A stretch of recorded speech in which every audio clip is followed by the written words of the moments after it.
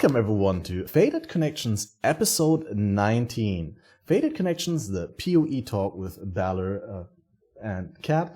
And today we have two guests as usual. We have a long time repeated offender and and we have our first time guest DS Lily. So yeah, before I say anything wrong about you guys, to anyone in the audience who may not know you yet, introduce yourself real quick. We do a quick introduction round, starting with Lily, going to Don, and then to Balor and myself, where we quickly say, what we, how long have we been playing Pathofexile for, and what is our preferred playstyle. Lily, how long have you been playing Pathofexile for? I've been playing for almost 6 years now, but so this was my first 3-month hardcore league. So usually I was a softcore scrub, but I was like, if I'm gonna stream this game, I might as well actually learn how to play. So then I went to hardcore. Because, well, if you watch my stream before this league, it's like me dying a lot. So it's like, this isn't gonna work. So. Awesome. And now hardcore is now your preferred place to play.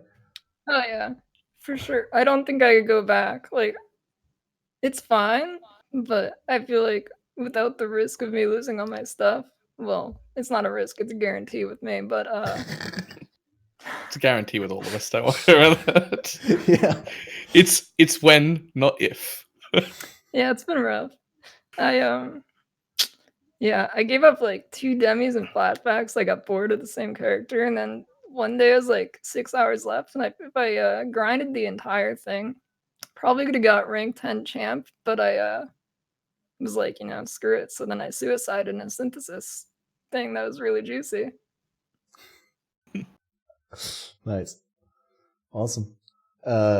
Yeah, I feel somewhat the same thing about hardcore, but I think I die a lot more than you do at this point.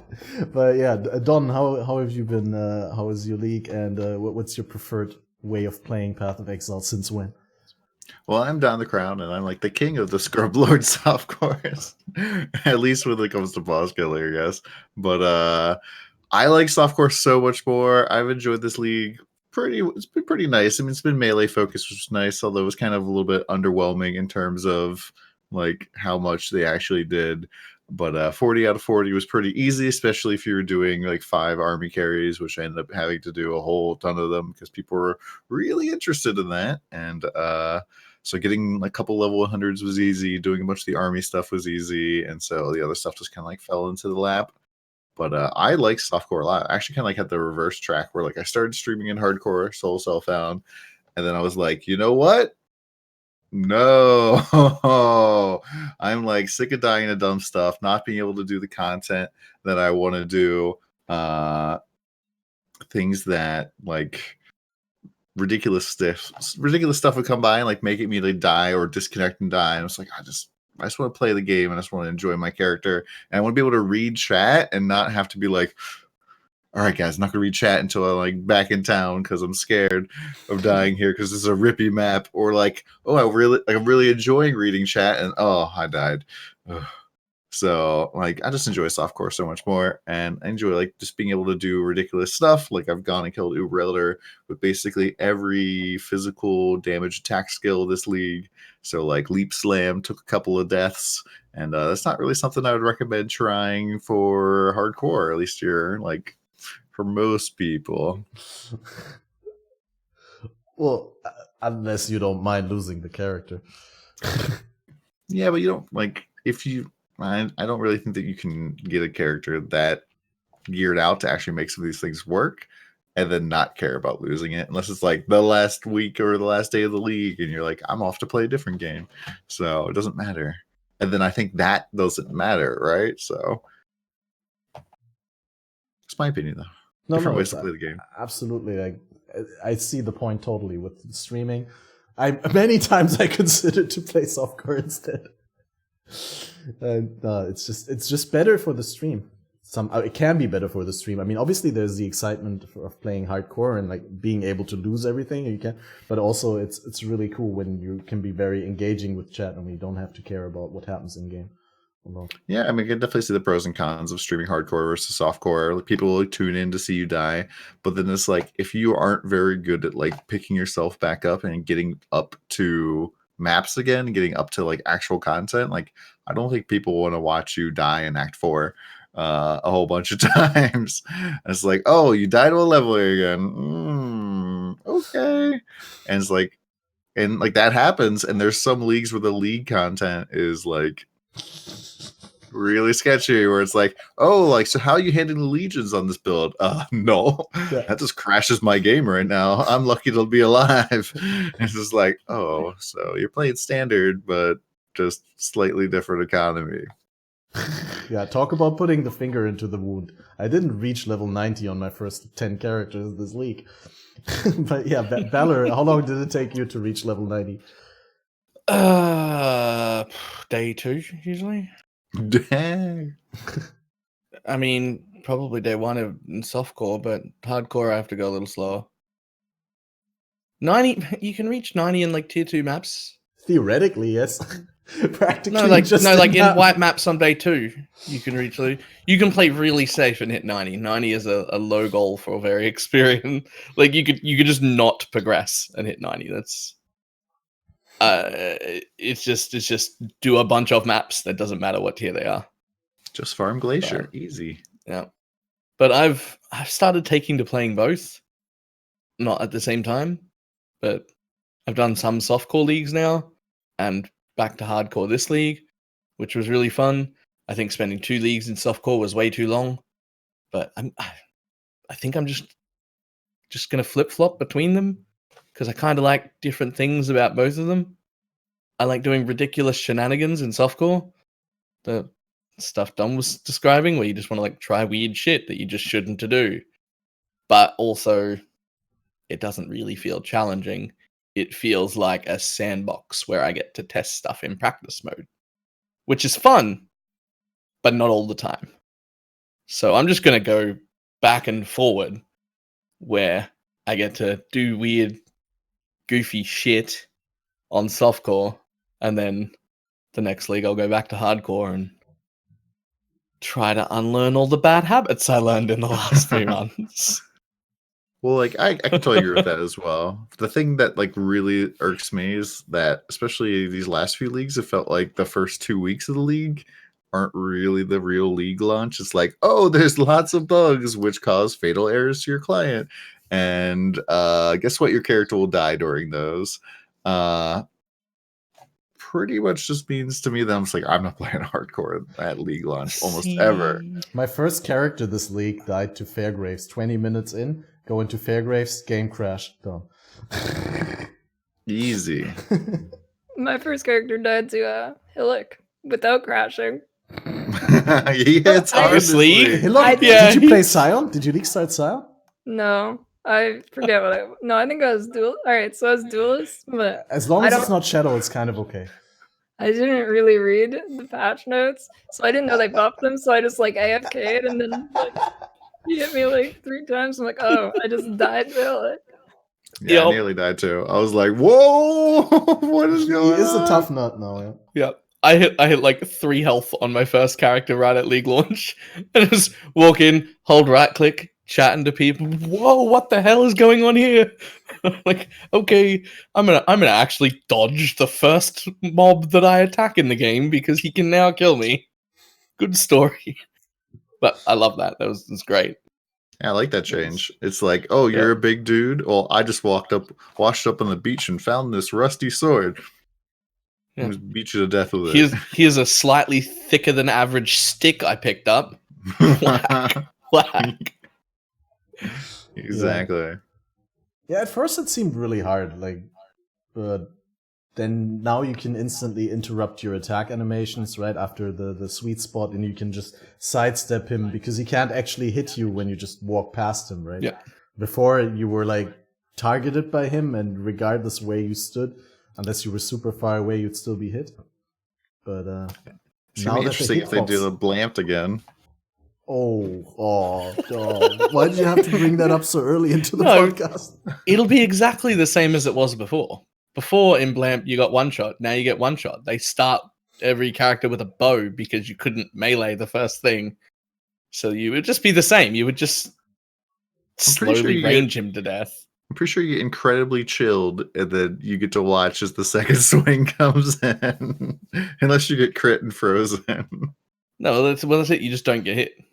Yeah, just Because don't get Blamp, hit. they let you start with a bow, so you just The last just time don't get hit. there was no bows for everybody. wasn't there? Nope. The last one I did, I got to start with a bow on like a duelist. I thought Yeah. they give a bow to everyone now with a red, green, and blue socket. But maybe not for every event. Maybe it was just one special. Yeah, might have just been the Yeah. event that I did last. But yeah, it would. I think it would be easier now because it follows that animation thing. So as long as you dodge around the side that his fist isn't coming from, you can just sidestep him and never ever get hit. So I think it'd be easier. We'll see. Just don't get hit. I want one. Can we get one? Can we get one of those?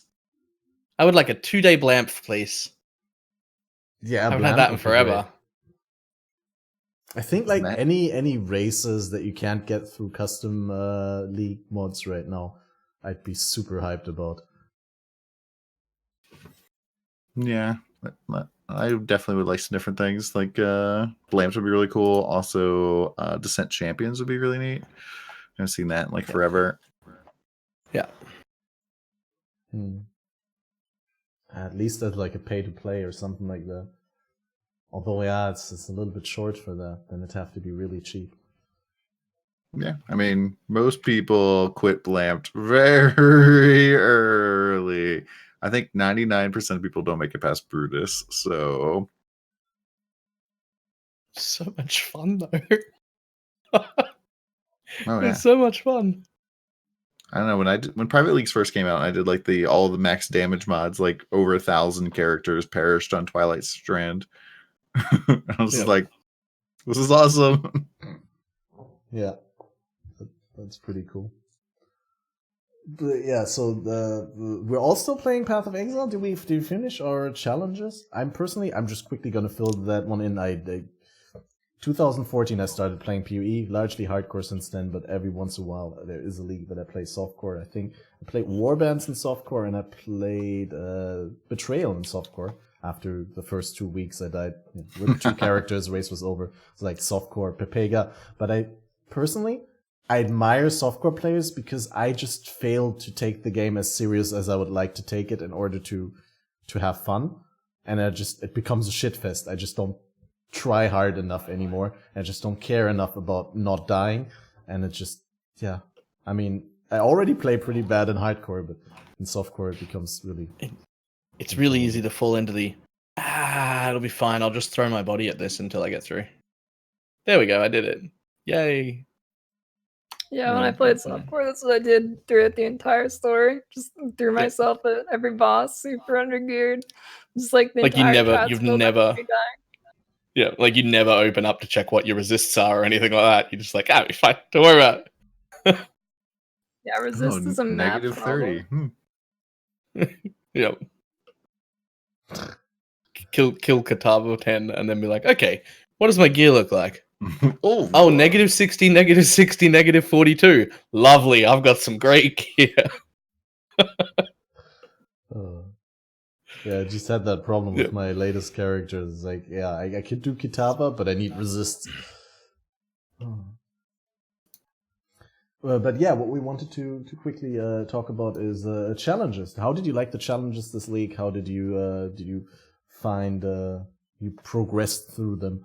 Don, you told us that you found that you didn't even have to push for them. You just played the game. Especially the end game grinds, I felt like were significantly easier than any of the other previous leagues. So obviously, but this also, a lot of them were really focused towards the content I was doing. So defeat 40 Uber Elders. That's the first day that I kill Uber Elder, maybe the second day that happens. And then defeat factions in the Domain of Timeless Conflict along with level 100. If you're farming 5 armies, those are oh, here's a 2-for-1 package. Hope you enjoy. Yep. And the only one I actually had to like go out of my way for was complete delve encounters at an area level 80 or higher. And that one wasn't even all that bad. That was a couple of days. Which, by the way, level 80 or higher? Mhm. Not level 83 or higher? Like, Yeah. what?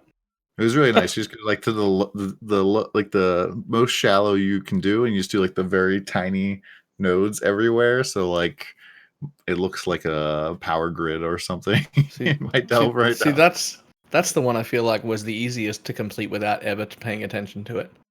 Oh yeah. Because I if didn't you just delve, though. delve, like even without focusing on delve, if you just use the juice that you acquire, that'll just finish itself. I mean, yeah, for some people, maybe. I generally don't like hunt down my like delve daily all that much. I'm definitely one of these people who would be like, oh, I've got like 30 delve red dailies to hand in. Let me just like knock all these out in one stream today. Like that'll probably be me next league. Yeah, I'll probably be the same. Just ignore them till I have like 100 of each, and then just do them all. Mm-hmm. Oh yeah, that will be so good. Did you do challenges this week, Lily? Oh no, I always ignore challenges. I'm just like, all right, I'll set a goal for myself and then do it, but I don't really care about like the in-game challenges unless I like really like the MTX, which Sleegs it's all right, but not really. I don't know. MTX I'm rewards sorry, I usually don't like. I just mean to laugh, but I had to remember how the helmet looks because I unlocked that one and I put it on my character, and it's just like it replaces your helmet with your head with a purple stone, basically. We've had way worse rewards though. That's like, true. Looking at you, Harbinger. Looking at you. Honestly, I like Harbinger now because it combines so well with other things. But when it came out, I thought the rewards were fucking trash. Yeah. This was the very first league I ever like put on any of the Harbinger rewards with like other new MTX pieces. I'm like, wow, this actually looks kind of good now. What? Oh my! Like the Crayola crown, like 3 years later. Oh, yeah. Yeah, Essence Wings were. Oh my gosh. Essence Wings so bad. Yeah. So yeah, I just did 19 challenges, but I didn't look at anything. Like I checked earlier because someone asked me how many challenges I had, and yeah, apparently I got 19, so I got to push for 5 more to get whatever you get at 24, which is I think it's a character effect, right? Aura effect? Aura Character effect, yeah, effect? that's what I think mean. it's aura. Yeah. The thing. The that aura is- effect actually looks cool. Yeah, I like it it. combines well. Oh, I think it looks a little strange, but also really good. You kind of like. yeah. It's probably nice with the Blasphemy Temp Chains because that also has some purple elements to it. Yeah, I don't know. I feel like challenges just was too. They Did you felt go for 40 this too time easy. again? Nah. But you said you have I can 40 out never of be 40 in bothered. every league. No, I have 36 and Oh, everything. okay, 30. I got And that it turns out I was wrong. People looked through my profile and found one from like a year ago where I didn't get 36, which has liberated me. Now I don't have to do that anymore. right. I was like, oh, I was wrong. I've ruined one in the middle of my like 3-year streak. There's like one where I've got like 28 challenges or something, and I'm like, oh, okay. I don't remember doing that, but it's done now. Like now it's over. Now I no longer have to be committed to getting 36 because I've never cared about things like challenges. I just now if I like the MTX enough, I'll go for it. If I don't, I'll ignore it. Yeah, I feel It's fine. super like not necessarily motivated, maybe a little more obligated at this point to go 40 out of 40. It's Yeah. just like ugh. You're on a streak as well? Yeah, I'm on a big streak now. And I'm just like, Yeah. mother Well, I trucker. thought I was on like a 3-year streak till someone from my chat was like, excuse me, sir, I was looking through your profile and here's one. I don't know what it was. It was like Alva or Beast League or something like that. And he's like, here's this one where you didn't get 36. And I was like, ha, brilliant. I've been freed. Damn. Yeah, But, I always yeah. hover like 25 to 28 without even like looking at like I still have the Vol skill gem challenge not unlocked. I'm at like 25. I think that was What? actually one of the most annoying ones. Wait, the last time I didn't get 40 was Harbinger, where I got 36. So I'm like, That's like 6 leagues ago, right? yeah, it's a little bit. 1, 2, 3, 8 actually. Counting this 8. one. Wow. Yeah, I didn't get them in Legacy either, which is kind of ridiculous considering how long that league was. that's true. But I also didn't in Legacy. I didn't care. Yeah, it was playing slow stuff on hardcore. There's so many things that I could have done in Legacy. I mean, because I was already beating myself up over not having accomplished a whole lot during Breach League, and then Legacy was basically make your own Breach League, combine it with any of the other leagues, right? Breach Beyond, Breach Rampage, whatever, and just didn't do anything. That whole league was just beyond Bloodlines. Insert whatever spare one I had. that was how I played the entire thing. It was just Bloodlines beyond, and whatever I could fit in, whatever I had. Just I didn't even pay attention to the third one. Just chuck stuff in. I felt like that league was like so good for solo self on hardcores. It was really enjoyable. You got to pick like pretty much what content you want to play almost at any time, and like you could like not engage with the content if you didn't want it, and that was like just very enjoyable. And you could like hunt certain things, like go after and do all your breach stones all the time, and like just continuously pop them into the maps you wanted to be in. But also like, the mechanic for doing it was like such a pain in the butt. Like I totally burned out of softcore like about a week after I got a headhunter, because I was like, dude, I'm like juggling my sextants, my map rolls, my like little league stones. This is so stupid. And then I like woo through the map and then like go back and spend more time looting the entire like strand map than I did clearing it. This isn't fun anymore. Oh man.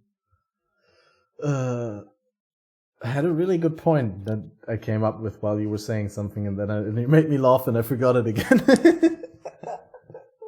But you guys probably, I mean, you guys all watched the Blight announcement trailer and the material for Blight, and yeah, we're just gonna, initial reactions, like out of 10, what do you think? How hyped are you for the next league? Just by the first impression. Do I have? Yeah, no, Lily. I don't know, it's interesting. I'm like kind of excited, but kind of scared as well. Like a 5 or a 6, like it could be pretty good, or it could be really bad. I feel like I don't know. Seems weird in this type of game. Fair. I would totally agree with that. Like, I'm kind of like at a 6. I'm kind of like, this could be either really amazing or really annoying. Like, I personally played like the Fortnite PvE before the Battle Royale was ever a thing, and like rather enjoyed that. And this to me is like seems kind of similar to that, where you like you have control of your character, you kind of build towers and defenses, and you're kind of killing stuff.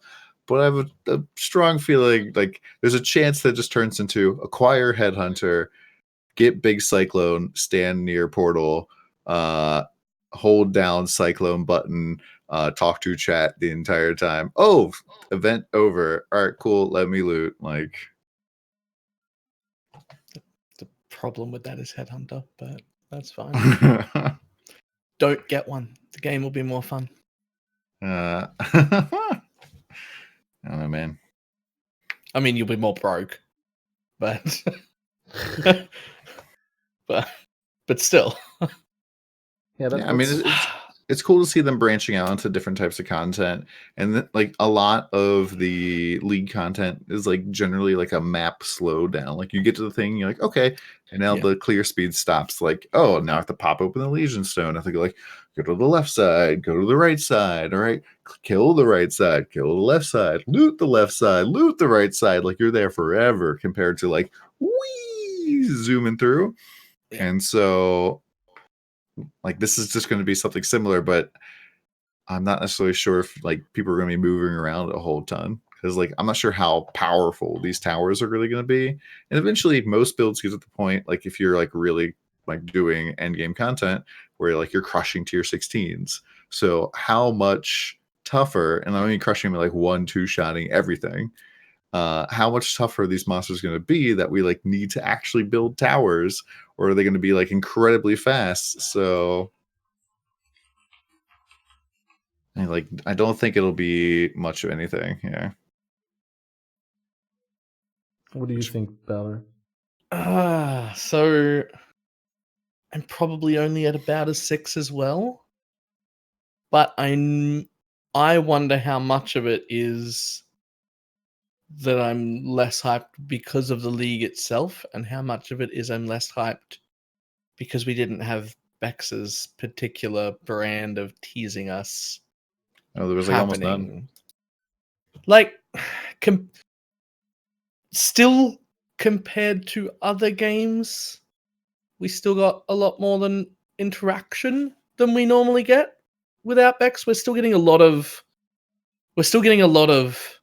interaction and a lot of posts and a lot of replies and things like that. Like, that's all happening still at a much higher rate than everyone else ever does.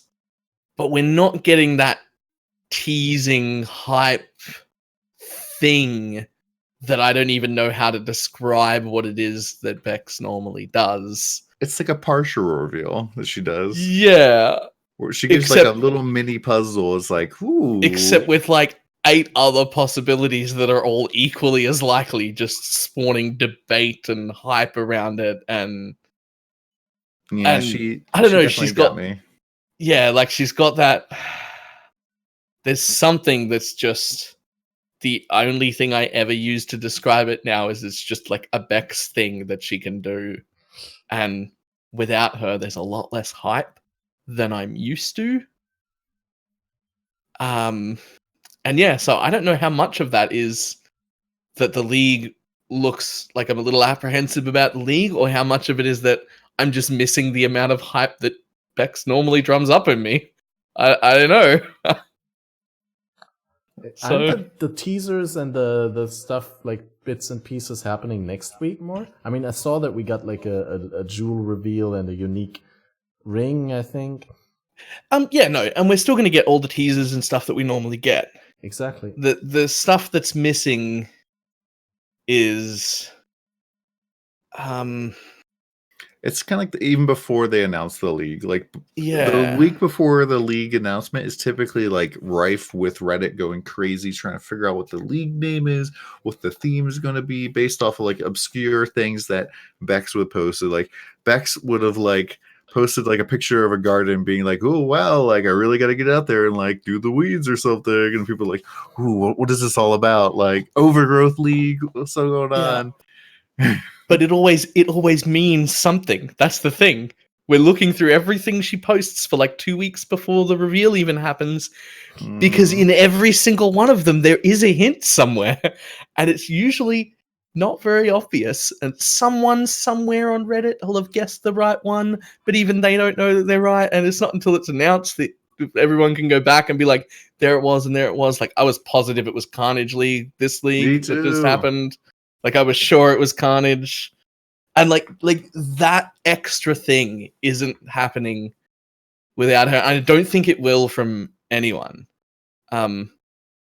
Natalia's still been doing a fantastic job of communicating with us, and like all the communication and the back and forth stuff and the teasers and the information and the replies on Reddit and all that is still happening at like top tier, way better than other gaming companies is doing. Like, they're still nailing that.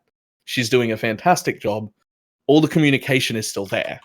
It's just that extra thing that I can only think it's because Bex truly enjoys teasing and just driving all of us mad so much that she is doing it in her own time and on the weekends, and like she just enjoys it too much, and I don't think anyone is going to be able to do that job that well.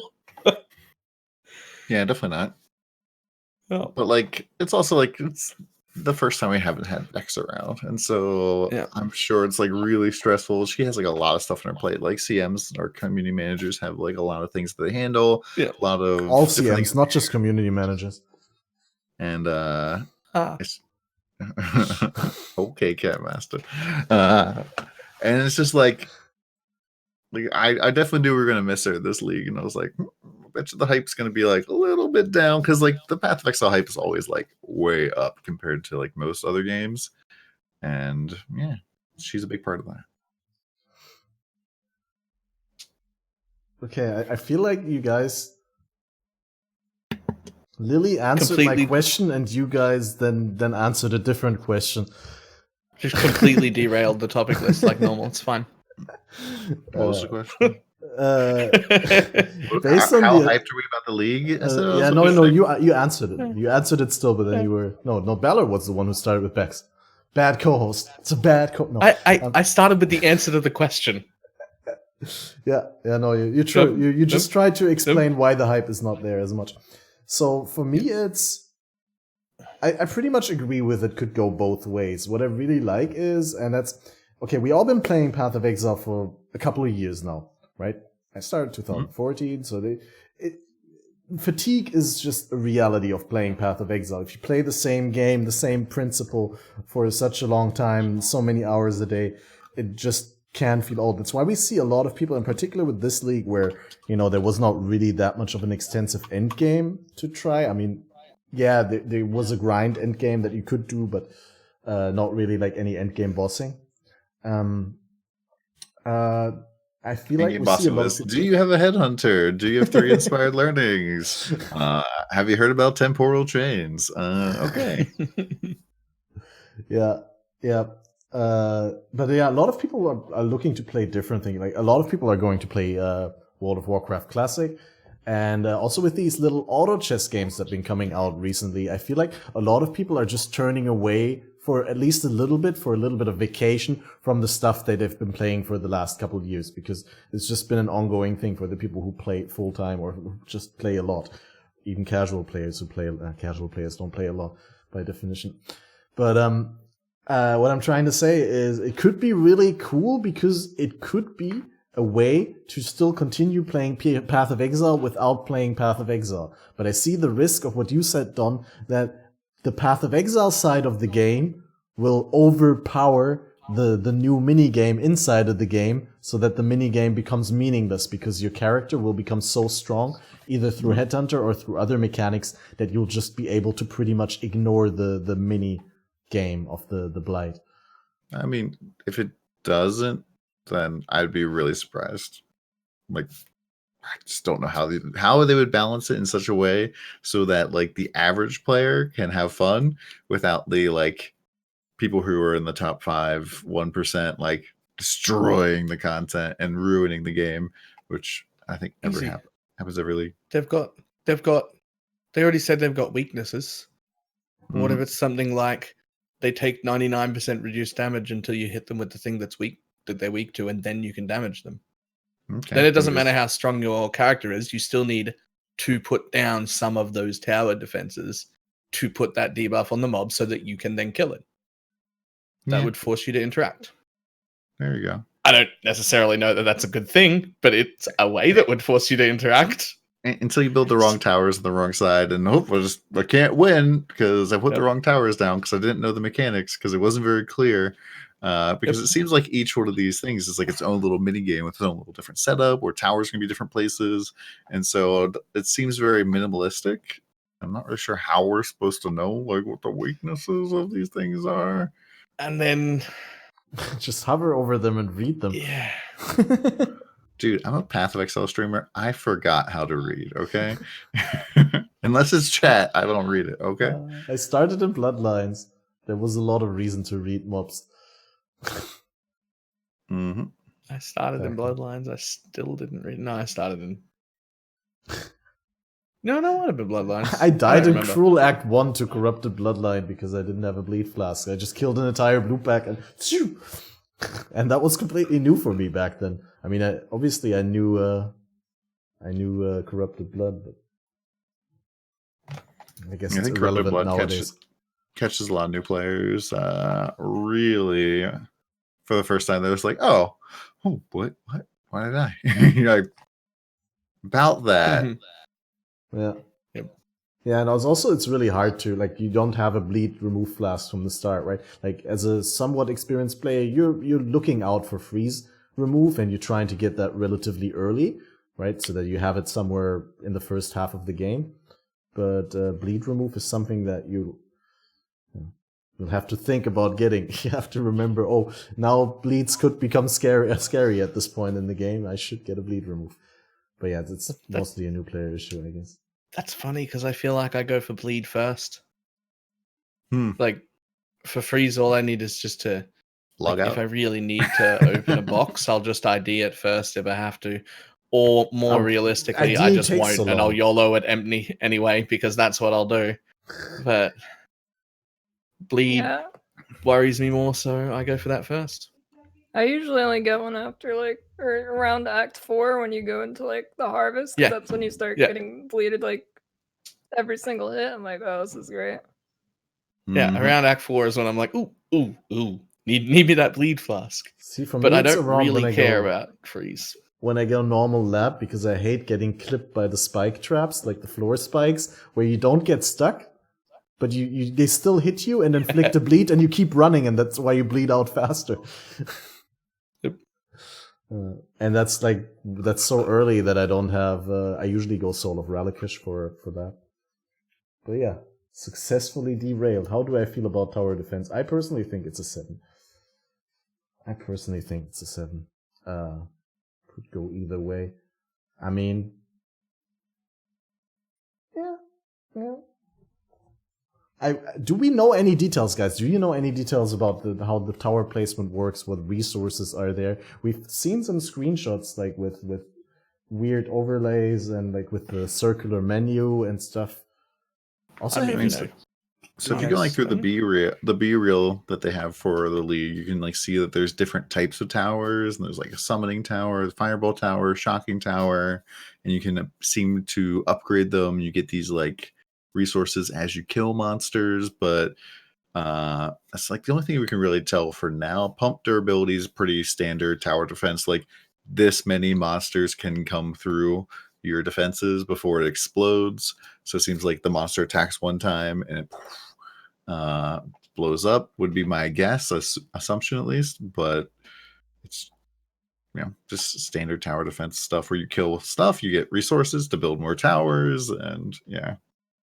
And the thing I really didn't like is that all the loot's everywhere, and so if you're doing like The one of these loots are big at the ones, end of the veins instead of just pull it in on man. our end. We like the loot. You can have them on the items like that. I actually love that. I love the item reward that we've got from this league with the like symbols, where I sort of like I know what I'm getting and I get to go for it. But can we just not have them at the end of the vein like that? Yeah. In every direction, so that I finish the whole encounter and then have to go. I'm gonna go out here and then over there and then over there and then over there. And did I miss anything? It just diminishes the like, wow, I did something to like, Yeah. Whereas instead of all the vein rewards were brought in because I won, like if I successfully defend that vein or whatever, that reward should end up right there where I am. Then we can just go click, click, click, click, all the symbols. Yes. Feels good. That's the one part of the video that probably worried me the most, was watching him go and loot after the thing was over. I'm like, oh, that's rough. Yeah, like I just like loot explosions. I like that was the most fun part about 5-way armies. Like for the most part, it was kind of like, okay, I'm gonna be on a scene where like PoE is like this big, and because it's like blinding and gonna like way too many flashing lights for it to be like healthy to have this on full screen stream. I'm wearing sunglasses to like prevent myself from like feeling ill, and definitely did. But then like the loot explosion at the end was just like so amazing. When I missed that. Yeah, I feel like loot explosions are really cool. That's also what I think one of the factors that made Delve so successful is you just don't have to pick up anything, and the crawler just spits it all out in the end of the Delve. And We like it even from Incursion League, right? yeah, or Synthesis. I think Incursion was the first time they did it, and people were just like, "Look at that!" Like I just remember the first day of Reddit, like people were like, "Look at this loot explosion and blood aqueducts! I got a card." Yeah. And people were like, Yeah. Yeah, incursions feel bad now, and it's like a white armor loot explosion. "Yeah, Yep. we've been So- spoiled." So I've seen this a lot. I've seen a lot of people being like, the UI looks so clunky to use from the trailer and stuff like that. Yeah. And I keep going back and looking at it, and I think it looks like the smoothest and best League UI interaction thing they've ever given us. And I do not understand what people are complaining about. It's small, it looks sleek, it's not intrusive, it doesn't cover my whole screen. I'm not going to get mobs wandering in from the side while I'm trying to pick whether to interrogate someone or not. Like, it just looks like click, click, done. And it doesn't blink the whole screen away or nothing. Like, it looks so much better than everything we've ever been given, and I do not understand anyone's complaints. It looks great. Well, maybe other people are looking from an outside PoE perspective, and you're just comparing it to past leagues. Yeah. Well, of course. I mean, I totally agree with that, Baylor. Like all right, time to, like, I've killed everything nearby, time to interrogate. And it's like, why is my health going down? All right, there's like 3 worms on me. All right, interrogate time. Nope, there's another worm. It's killing me. It's just like, Yeah. And then the third time, it's an archer of some kind that hits you for like 7k and you're dead. yeah, it's so That's dumb. great. But the one thing I think it's gonna be really cool, right? Until you like click to move, but you click onto a tower and then it's like doing stuff, and you're like freaking out trying to like evade monsters. You're like, I'm like, dying, and then you press escape, breaking and then you're in the towers. microtransaction shop. Yeah, it's like it could be better, but it's very difficult. I think they did pretty good. Yeah, I mean, look normal and fine to me. But I can see if you're panicking, like you hit it, you're like, oh god. There's gonna be some great Gamer for Life videos, basically. Yep. Where people are panic tower building instead of moving. It sounds terrible. I think there's also going to be a bunch where people are panic tower building when what they should be doing is attacking, but they're intentionally building towers thinking, oh god, I'm getting overrun, and then taking time to build towers when they should have just been killing stuff. Mm-hmm. That's I expect to see some of those as well. How I do you mean, just feel- just pop on the beta. I mean, don't you like just get balloons, right? Like that's the current beta for this. While we're Or on the tower Fortnite topic, Fortnite PvE. I can see it being fun, but whenever I played Fortnite, I could not see myself playing the PvE at all. Dude, the PvE was so much fun. So cool. It was so pay to win, which really sucked, but besides that, it was really fun. Okay. But while we're on the topic of the towers and the mechanic itself, how do you guys feel about Breach Rings 2.0? Basically, the fact that so in this league we get oils as a reward, right? So for everyone in the audience also, these oils will then be combined, or you can combine them, and you can use them to anoint enchants onto items.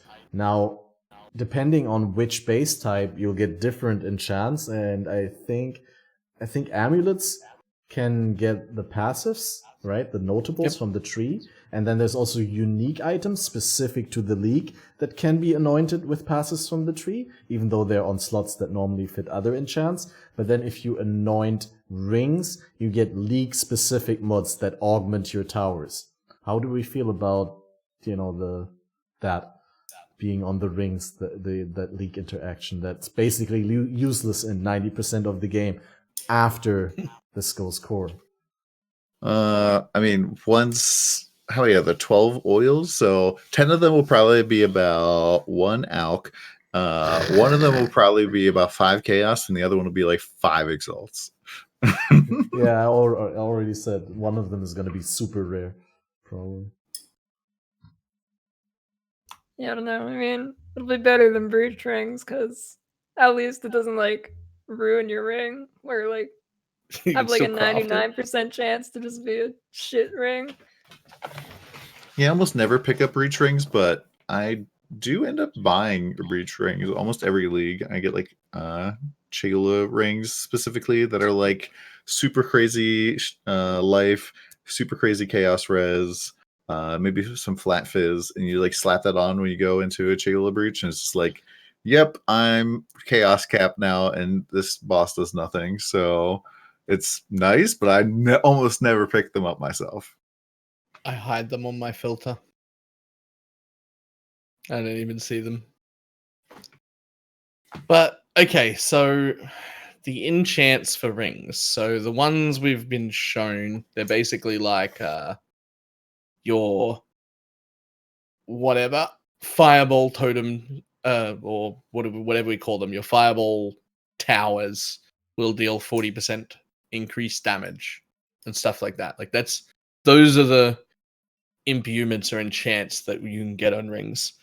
My problem with it is it goes one of two ways. Either building for the weakness that the mobs have, like they described in the trailer, is good enough of an advantage that it makes what I choose to put on my rings completely irrelevant. Or because like if I choose to put fireball on both my rings and the thing coming down isn't weak to fire, then I have to pick the other thing. So either that interaction that they're building is strong enough that what I put on my rings is irrelevant, or it doesn't matter at all, and the weakness thing is just, oh, it's a little bit weaker, but it'll still take good damage from everything, in which case we'll quickly figure out which one's the strongest turrets to use, towers to use, and then we'll just always slap that on, and we'll just always put that on both the rings. Like either the mechanic matters and my rings don't, or the mechanic doesn't matter and my rings do. You can't have it both ways. Mm-hmm. It'll probably just be like the slowing tower is really, really OP. Like, oh, you can get 100% increased effective chill, which is already like 20% on these towers, like for whatever reason. So the mobs are pretty much like, Yeah, I also can't see anything competing with the CC towers. Like, Yeah. Unless the like fireball and stuff, like trucks, and like absolutely just kills things. Yeah. maybe they like, do percentage damage against the league monsters. We need to do 90%, maybe more. If it did 50, that would be fine. Yeah. Because I got rings that make it do 40% more damage. So if they do 50 and I put 2 rings on, then they one-shot everything, then I'm on board. Otherwise, probably just going to stick with CCing towers. But yeah, we don't necessarily even know that we have the option to build every tower. Like Yoji's saying in chat right now, like maybe you don't get all the options, which would actually be like even worse. Be like, oh man, like I don't know where the options are. I don't really know what I'm going to use right now because I don't have the options I actually want. And it's just like, I mean that you can only pick from other options when you select to place the tower, or that you need to, maybe you need to kill a certain number of monsters to unlock certain types of towers. Yeah, grind up a reputation level with her. Do we know how long are the encounters supposed to last? I think it depends on the level. not long. They were described as bite-sized encounters. Exactly. That's why I'm thinking like 30 seconds, like a Legion, maybe, right? It's like about 17 a minute to free, and then 13 on to kill. every single one of the B rolls. Let me see if we can double check here. But it was just like, I think most of them were like about a minute long. Okay. One more thing about the rings, though, before we move on from the rings. I think that the obvious upside to the rings in comparison to breach rings is that the anointed enchant doesn't block anything else useful for your build, because that slot is only for these enchants, and you can't get anything that helps your build in that slot, right? It's not like with breach rings where I could have won a ring with an actual implicit, right? Yeah. Yeah. Like we're gonna throw something on regardless, even if it's just a little bit. Just a matter of taking the irrelevant 1 alk oils and just throwing them together randomly on whatever ring upgrade we get, just because there's nothing else to go in that slot. So we're going to use it, but that doesn't mean it matters. Also, will we even be able to imbue breach rings? I don't think so. They're corrupted. Yeah, I don't think you can Typically imbue Yeah. anything corrupted, because that way you could easily get +2 curse amulets by putting Whispers of Doom on any corrupted amulet. I discussed about that with some people, because someone was like, everyone's gonna rock +2 curse amulets with Whispers of Doom and +1 curse corrupt. And I'm like, dude, do you even watch NBA You still Extreme's could. like gambles? Do you even watch how many amulets he corrupts and how few times he gets +1 curse? It's just so incredibly rare that, yeah, I don't think it. You still could, though. yeah, you could, definitely though. could. You could, It you will know, happen to be without a lucky. doubt. I think So I that, just looked. I just looked There'll at be the one of B-roll them on again for Reddit on like day 2. Yeah, it'll definitely be on Reddit day 2. But on like the mid-level blight encounter, not breach, it took about 40 seconds for them from activation till like Alright, they cool. finish the thing. are they? That's Mhm. someone is claiming in chat right now that incubators. Incubators work on corrupted items, but incubators don't modify the item itself. Like Yeah. they don't modify what the item gives you. I don't think you can anoint, but we don't have any information. Yeah, you can put incubators on, but that doesn't mean that anointments are going to work automatically just because of that. Yeah, I mean, the incubators anointments are look like different. they're going in the enchant slot. That's what they look like. Yeah, Mhm. they're They look actually like they're going in the modifying same the item. colors. You can definitely have Yeah. an enchanted item that is like incubating as well. So Yeah. And it looks like those rings are taking an enchant slot. That's what it looked like. Yeah, But- so I think that's exactly my point. You will have to anoint first and corrupt after. It's not like you can corrupt 40 amulets, hit a +1 curse, and then use that amulet to use your ultra rare anoint oil with that you need for Whispers of Doom on the amulet. I think you'll have to, go the other route. You'll have to have decent amulets, put Whispers of Doom onto every single amulet, and then mass corrupt them in order to get that +1 might actually curse. not be the case. So we've never had a amulet that can be enchanted. No, we but didn't have that before. Yeah. There is a rather like common like way to like preserve a shaper necklace, and that's like by like re-vendering it with skill gems. Like after you corrupt it, like I watch Ziz do this all the time. He loves doing it, where he like rolls a pretty nice necklace, corrupts it, crappy corruption, or bricks That's it. how I and go then- about getting curse amulets early league. Yep, and just keep vendoring it until you get something good. And so, what if they haven't made it? What so if that vendoring preserves the anoint? I Yeah. don't think it will. Also, because you don't get the same item back from vendoring. You do get the Yeah. base type is preserved, but when you do the recipe for amulet, the result is always an onyx. Like you can do it with any amulet plus the 3 color gems, but the result is always an onyx. But yeah, we don't know how it works. You're right. I mean, it could go either way. that would be an interesting thing to test on day 1. I would. Get yourself a +1 curse, and it's like, because then you'd have yourself a nice little like near mirror level cost necklace pretty quickly. So Definitely check it, but I'm like 99% sure that won't work because it's actually like a full-on different item, different ID that comes back. You know that's the case because even if it doesn't matter what kind of amulet you vendor with that recipe, you get back an onyx no matter what. mhm. So it has to be a different item. Yeah. Yeah, I mean, So I expect it not to work. But hey, that is No- the kind of shit people find weirdly and then print themselves like 7 mirrors worth of currency in 6 hours and then be like, oh, it's patched, by the way, now that people know it exists. Yeah, So no, if like, you do find just shit ignore like me that, and my elder Stygian vice, yeah. yeah, I mean, logically speaking, it shouldn't work, but historically speaking, logic was never a reason for things not to work in Pathofexile. Yeah, it might. Like, Oh, yeah, okay. I'm 99% sure it'll not work, but I'll still try it just in case. Like it could. Okay, so yeah, moving away from the core mechanic a little bit with the new core mechanic, what are the meta shifts that you guys think, or like what builds are sort of favored by this different game? I mean, we won't have to move a lot from A to B. It's fair to assume that move speed will not be as valuable for the lead mechanic at least as it is for other things. What builds do you think will work nicely, Lily, with the light?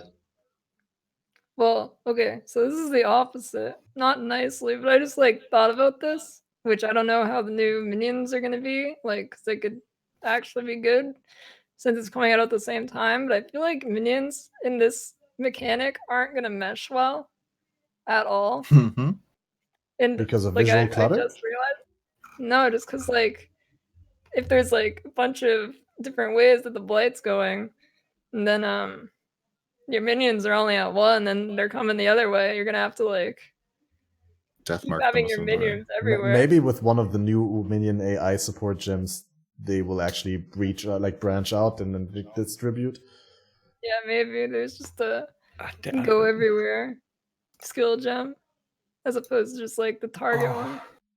I didn't even think of that. This is another case of we're going to rework an entire archetype and then make a league that doesn't suit that archetype and put them out at the same time. I didn't even think of that. What are you talking about? They've never done that before. Legion Contagion Essence Tree.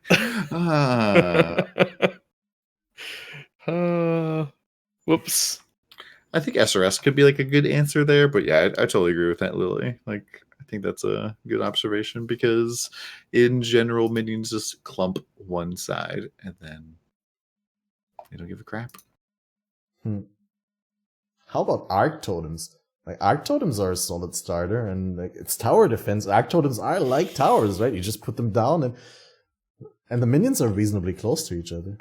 I think totems will be popular for sure. I just don't want to play totems. I think mines will also be pretty popular, but like totems, I think will be very, very strong for the thing, for the blight. However, if it's like only 40 seconds or so, like that's like comparatively to like a normal map clear, very short amount of time. Can like Contagion Essence Ray should be kind of cool, but also like it's not Poison Arrow anymore, but it's Caustic Arrow. Caustic Arrow should be really, really good. Toxic Rain and Caustic Arrow, yeah. I can see that. Fields of Death. You're muted, Balor. Sorry. I mean, I didn't notice that. I mean, Tornado Shot Deadeye is just it's just like obvious. What do you do about it? You mean What do you do about a Tornado Shot Deadeye? Like, you I mean, play champion. Come on, and impale. Yep. You could do that and still Tornado Shot. I also think that shot. Like Ignite proliferations could be interesting.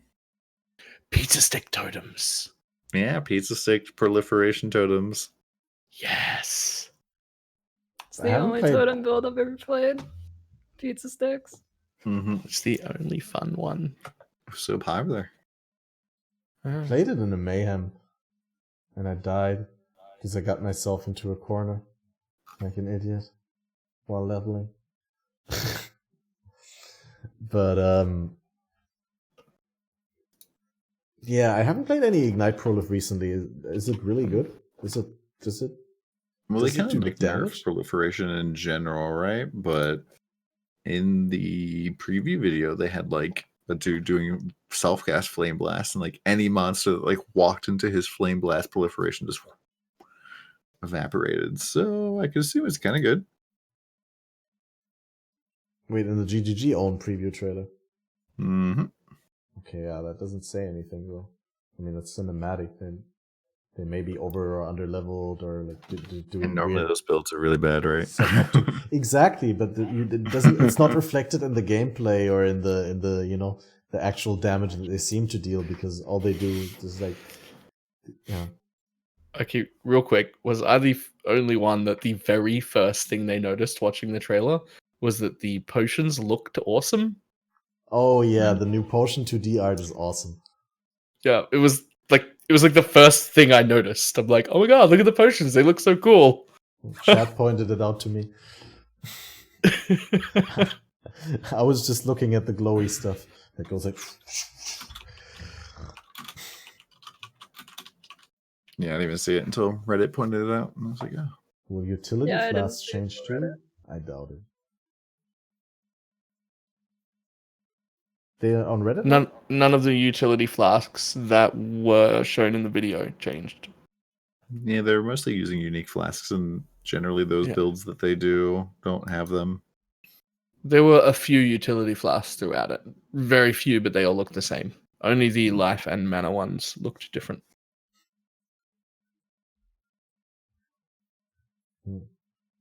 But that's great. Then we can finally. They finally don't have that double use anymore. That was already annoying as hell when you took a grader for a colossal. Mhm. You'd always have to Yep. read. And it was the exact same 2D art.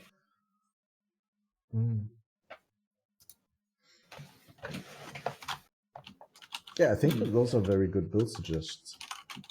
I thought about mines as well, because technically the change to mines where they're not. Yeah, exactly. Valor does it. They lost their identity somewhat, or like, I mean, they changed.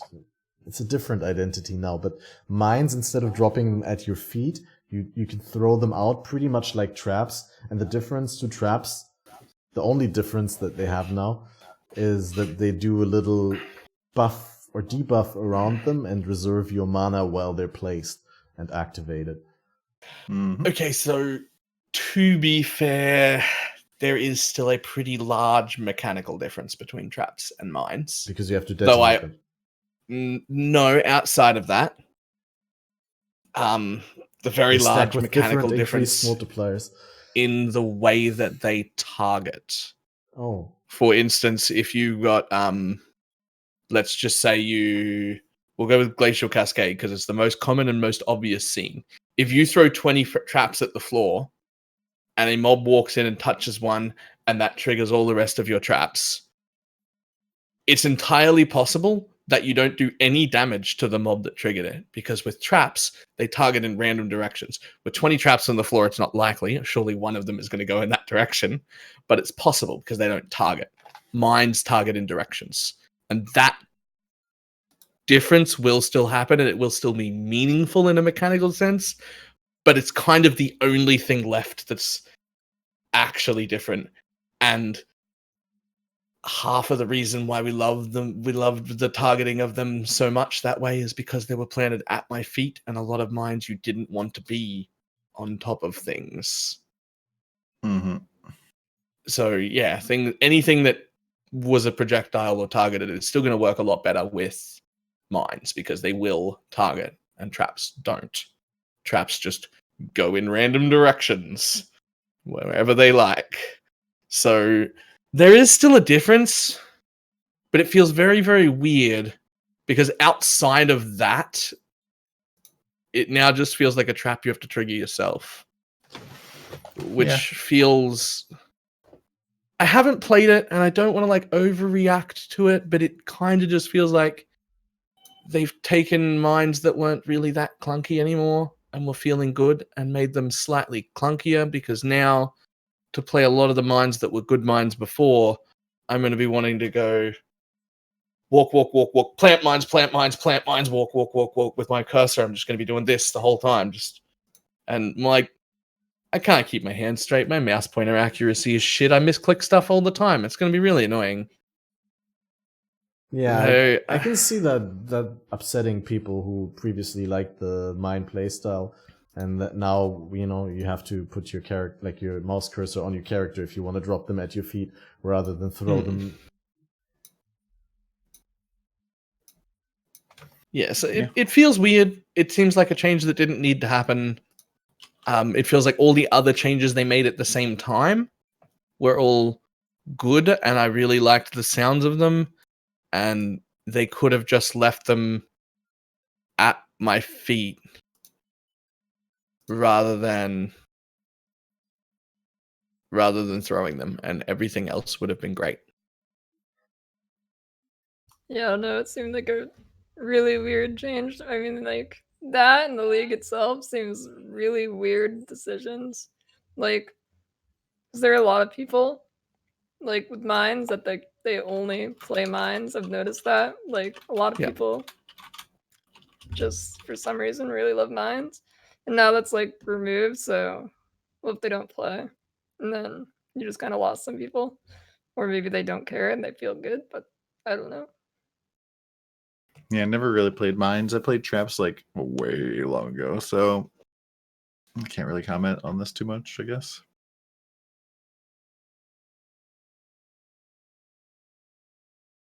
Yeah, I've played Fire Nova Mine back in Legacy because I went into the league thinking that I could maybe get the Legacy Chaos Conversion Dagger, but obviously they didn't implement that.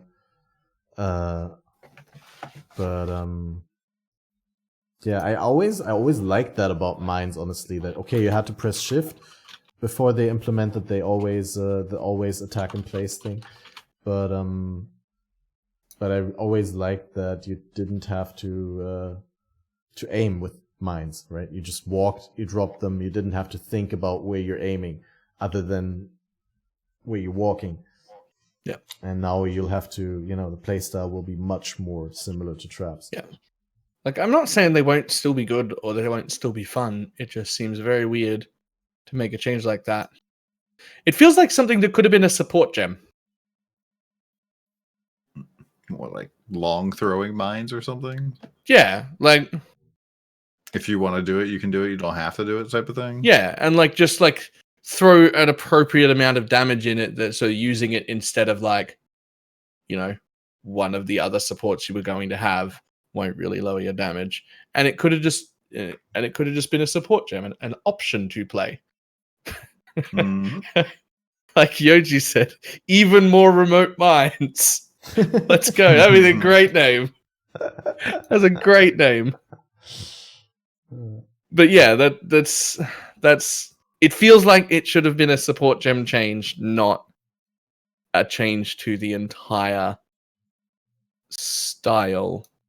Like they're definitely like I do want to really drive home the mechanical difference between mines and traps and how they target is still going to be there, and the skills that were still good on mines but not good on traps are still going to be the same ones. Things like KB and Glacial Cascade and things like that are still going to be, you're not going to throw them on traps or mines. They're still going to have to be mines. The ones that had to target that way, that still exists. So they still have that separation, but it's a very hidden one that's now hard to understand. It's really not obvious at all. It just doesn't feel like enough of a difference. That's all. Yeah, I think that summed it up nicely. I think it's just questionable. We'll have to see how it works out. Maybe we're just over criticizing it. Maybe it's just the best change ever, but it feels like mine's just lost their identity a little bit for no good reason. Yeah, I mean, but we'll have to see how it plays. I kind of felt like when they changed, they like kind of buffed mines somewhat recently. I think it was in Delve Incursion? League. It was Delve League. They like made it like feel a lot cleaner. It was whenever instant skills came in, because Detonate Mines as instant became actually instant. Mhm. And then that was night and day. That was before that I couldn't play a miner. I hated them. true. I never even got to maps. I never even got to maps on a miner. I just hated playing them. They felt too bad. And as soon as Detonate Mine is instant became actually instant with everything else that became actually instant, it suddenly felt fantastic and I could play miners and it didn't feel bad. Yeah, it's just kind of like I feel like they're trying to make every build kind of feel good with moving and clearing quickly. And this is just like another example of them trying to be like, oh, okay, like one of the things that felt bad is you have to like walk up to like monsters sometimes to like drop your mines on them. So like, what if we could throw them? And like they just did something slightly different, and they're like trying stuff out. Maybe it'll be terrible. Maybe people won't like it and they'll revert it, or maybe people will love it and they'll revert it anyways. Like, who knows? Maybe attack in place will make you plant them at your feet. Yeah, maybe. I don't really see like any reason to ever throw them at your feet though, unless you're like setting up for a boss. Well, I only ever want to throw them on my feet. I don't want them to throw. I mean, some of the new mines like do damage in an area, like the Fire Nova mine type of thing. Yeah, and so some like of those are like a lot better to be like, yo, throw the football. Yeah, and after they nerfed the arc range, arc mines are also going to feel a lot better if you can just throw them to the packs while leveling rather than at your feet. Well, the original hit of arc from your mine is unchanged. Arc can still hit as far away for the first target as it ever did. It's only the chains after that got halved. So arc mine still feels great, but also things like Kinetic Blast and Glacial Cascade, which are at least the two main ones that I ever think of. I don't want them near the mob. I want them on me, away from the mob, firing from my location. That's the big play for those skills, is that they overlap in the correct manner and do way more damage if they come from over here, not from at your feet. So that's a direct nerf to those particular kinds, at least in a playstyle fashion. Those particular more common style, at least I think more common style, version of mind plays now just became a lot more clunky.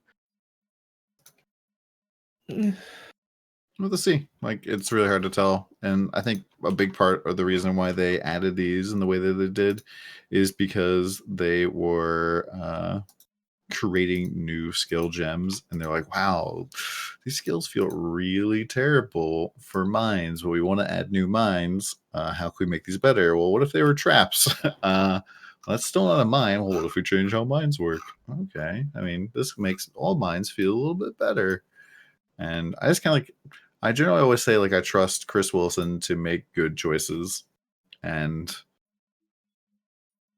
even if they don't make the perfect choices, that they're going to figure out a way to make things work. And so this seems really weird, but it might be okay. I mean, I also felt that multi-strike seemed really weird, and I was like, oh, what to see? And it's like, well, it's okay if you're a berserker. So it's okay as long as you've got enough attack speed. You would never have needed multi-strike. There's never really a case though where you would not use multi-strike. So yeah. You gonna play melee next league, Don? You think melee is gonna be good against the? I mean, I know you're known for playing a lot of melee to begin with, but he's gonna start Cyclone for sure. I mean, yeah, that's the question. Are you do you expect the Cyclone will get a tap on the head, or? So Cyclone will definitely get bopped a little bit. Maybe even Impale. People are like, oh, Impale's too strong, but absolutely, it's been so long where doing pure physical damage was a meme and a joke that I can only assume that they're gonna let it slide a little bit, or at least not over nerf to the point where it's oh well, Impale's off the charts again because we don't care. When they literally released Impale in the first time, I believe in Betrayal League, and they buffed Champion to have its own archetype of a physical attack Impale champion, but then didn't add Impale anywhere else outside of Champion except for as a pretty bad modifier on a weapon that you had to unlock from Betrayal content and then craft onto your weapon yourself. I was like, well, I don't think Impale is really ready, and I honestly expected them to do an Impale support at that time. And so now they've put it more into the tree and some other things. So I'd be really surprised to see them walk that back a bunch, because it's been a long time of people just doing pure elemental or even chaos physical based off their physical damage, just converting all that stuff over, doing physical as extra. So I'd be really surprised to see that nerf. Cyclone probably will get a little bit of nerf, maybe in the AoE department, because Slayers is so freaking popular. But I also think that Cyclone was one of the few skills that really got a nice solid rework.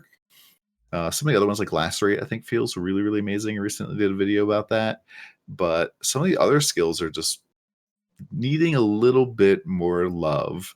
and even some of the new ones like what is the chain hook? Like, it feels really fun, but the AoE is just not there. And it's a few more touch-ups they could really make melee great again.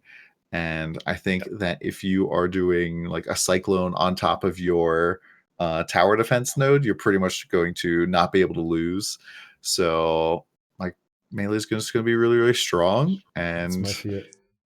almost like AFK-able, because you just be like, all right, I'm a lacerate boy. I have multi-strike for auto targeting. Sit on tower defense thing, Yeah. and sip my soda or drink my water. And I expect Impale to get a little bop and Cyclone to get a little bop, mostly in the AoE department, I think. Yeah. But that's... I hope they don't hit them too hard. Because I don't... Like, Impale's a very, very strong mechanic. I don't want to say it's not overpowered, but it's not really overpowered. Yeah, it's not really I overpowered. don't want to say it, but then I immediately said it. So it's just... Like, it's not... It's nice having Like, a pure fizz option, and it has Yeah. downsides. So you can't shatter things, which like people found out this league that those spiky boys hurt. Oh yeah. And, You can't shatter things. That's a... I Like, really there are like downsides. that. I really like that the high damage comes at that price with the pure fizz. But yeah, but you have that new ring which you can potentially shatter off of. But like, this is pretty much the exact same as like popping things with your hemophilia gloves. But I think melee will be interesting. I'm looking forward to like seeing what people do with Blade Storm. Like, I think Blade Storm in these like things could be really, really neat, because like you get those storms to travel a little bit, and also like if you just have like a whole bunch of red storms stacked on top of the stationary, thing, it's just like, this is death. You come into this ring, you die. So Yeah, I mean, I doubt they'll nerf any that they're like not like. I doubt any of the skills will be like below above average. That's like compared to how they currently are. Like, they'll still be really easily playable. I don't think they'd go from like before this league. I don't think I played any pure fizz build for a really long time, so I doubt they'd like just scrap it instantly. So probably be around for, I'd say, maybe 2 more leagues, and they might scale it back and do something else. That's like what it feels like to me. yeah, totally. I would definitely agree with that. It's also that the whole like doing the like we're gonna play melee no matter what, and then Cyclone was like just so freaking good, and then like Impale was also new, so a lot of people kind of just like flopped into this play style because like, oh, we want to play the new thing, and that's just how it happened. And I think people are kind of overestimating like how actual OP this is. Yeah, I think it's a big Balor, you wanted to unmute yourself. I think outside of like the headhunter self-curse shenanigan things that people do with Cyclone, I think for its actual power level, it's way overrepresented in like percentages of people playing it. Like there are plenty of other things. Oh, better, but it's definitely really good. Like, there are plenty of other things that are as good. And this is just a Cyclone feels really, really, really good. And it always does in like every game. That kind of thing is like one of my favorite melee skills to use. Just Cyclone everywhere. And I feel like it's just been kind of shit for so long, and now it's usable, and it's just a bit of hype. And if you just bop it on the head a little bit for its AoE, people will be like, oh my god, it got nerfed, it's unplayable now. And it'll just spread itself out and it'll be fine. It doesn't need, I just really don't want it to get gutted. It feels so good to play. So you just like going on the warpath is what you're saying? Yeah. Whirlwinding all over the place. What I'm curious, Lily, have you played any other of the new melee skills other than Cyclone this melee build? You played Double Strike or something. I think I saw you. Some Cleave? I don't know. I played Cyclone, obviously. Played a few of those. I played Earthquake. I don't know if I played any new skills. I don't know. I've gone through like 20 characters. I don't remember a lot of them. Ice Crash. That's not new either. I don't think I played any of the new ones. I thought about Blade Storm, but it didn't. I don't know. It seemed kind of weird for me. Like a weak cyclone. Yeah, kind of. That's what I looked at sweep as. Sweep is hey, it's like cyclone. It hits hard, but you don't move while doing it. Blade Storm actually kind of like slaps. It does a lot of damage, and it's pretty enjoyable. Like once you kind of get going, and one of the cool things is like if you kind of get in a danger spot, you can hop away, but the thing that is left behind, the storm, still does a lot of damage. So pretty stinking nice. And it leeches to you as you run away. Oh yeah, and because it stays there. And I kind of discovered pretty early on that like if you weapon swap to your to your not onslaught but your rampage weapon, and you blade storm, and then you weapon swap back, your blade storm stays, and it can give you like all the power charge on crit, curse on hit, onslaught, whatever you want. And so I just like I walk up to a boss, weapon swap, drop down 3 storms, and then the boss pops up and maximum power charges onslaught right away, and just kill the boss super fast. And it's really, really nice. In terms of other new skills, do you guys play Perforate at all besides like the first 20 levels maybe?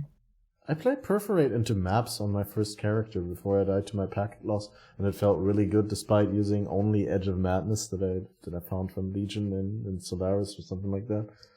Dude, Edge of Madness is insane for leveling. It's really, really solid, yeah. It's just, early maps, it feels like it falls off, because especially in the early league, you don't have anything to augment it with, give it some extra quality, have a 6-link or something.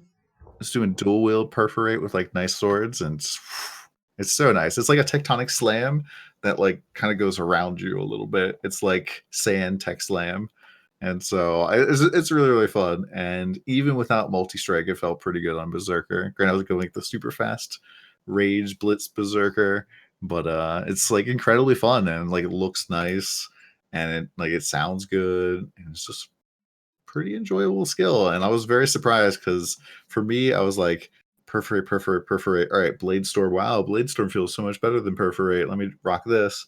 And then I was like, did that, and then chat was like, why are you playing Cyclone? And so I slapped Cyclone. I was like, whoa, Cyclone's so much better than both of these, and never looked back at Perforate for a long time.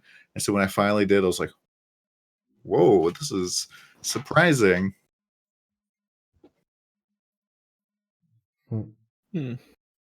Does it deal the damage that it feels it should deal? I mean, like from the looks of it, when you switch into bloodstands and when the spikes come up, and because I always had the problem while I was leveling, like sometimes it just didn't feel consistent. That's what I'm trying to say. Hold on, let me slap a video over here. I'm like doing videos of all the different skills and like kind of my thoughts on them, but where is this one? I haven't gotten to Perforate yet, but I could do this next. Perforate versus... You want me to show the video? I can prepare. Yeah, because it's sent to you, whatever. Let's find a boss kill here. Yes, some of these like bosses are pretty much just evaporating. It was really good feel. So you did change into blood. For the bosses for sure. Yeah. Because like I only used it while leveling, and I kept with it till like level 40-ish or something before I gave in and just changed to Cyclone because lol. But like it felt really good for clear even while leveling. But I don't know, the boss just felt horrible. I don't know, it's because I'm just a shit aimer. Apparently all my videos are going to be too big. It very well could be just because I'm a shit aimer. Like that could be the reason it felt bad. I just couldn't. It definitely does feel like a strike skill where you have to be like directly up in the thick of the monster to get the big damage. But like everything just like evaporated, and it felt OP. I was just like, this is perfect. Okay, this is what I wanted to see. Nice. I should try it once more. I'll try it on my end of league project. I still got that 6-link disfavor, and I'm currently leveling a Cyclone Jug. And then I'm pretty sure you can do Perforate on there. I say dual wield, man. Dual wield feels so good. Mm-hmm. Dual wield's better at everything. Like I always kind of talk about like two-hander is really great for early league, because like when you want to create like a multi-mod sword that is very strong, that'll like carry you through end game, that like you only need to make one of them with two-handers, which is kind of weird when you think about it, because like you're like creating two weapons, like all right, so it makes sense to spend twice as much money, but like when you can create a two-hander with the same multi-mod on them, that it's like half the cost basically seems kind of strange, and that's kind of like one of the big advantages. But then dual wield, like just so fast. Like I have like flaring celebration foils that have multi-modded, and just like they just go so fast, man. Go so fast. Yeah, multi-modding is insanely powerful with all the stuff that we got doing Betrayal, all the mods. It'd be interesting to see if they do something about it, because I know some people have been kind of up in arms about it.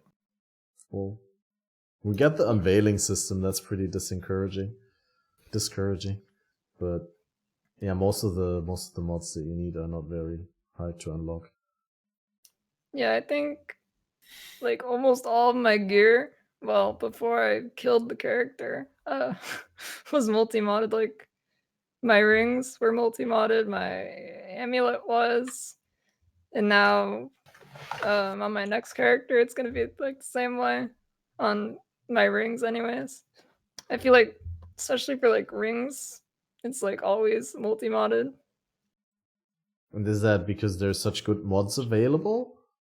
Like Yeah, the minus mana cost stuff? I mean, it's a lot easier to get, and then with the minus mana cost, yeah, if you're playing Cyclone, like, well, I guess if you have it on your chest, then that doesn't really matter, but... I'm not even sure that it's that they're such good mods. It's that they're mods you can't even get any other way.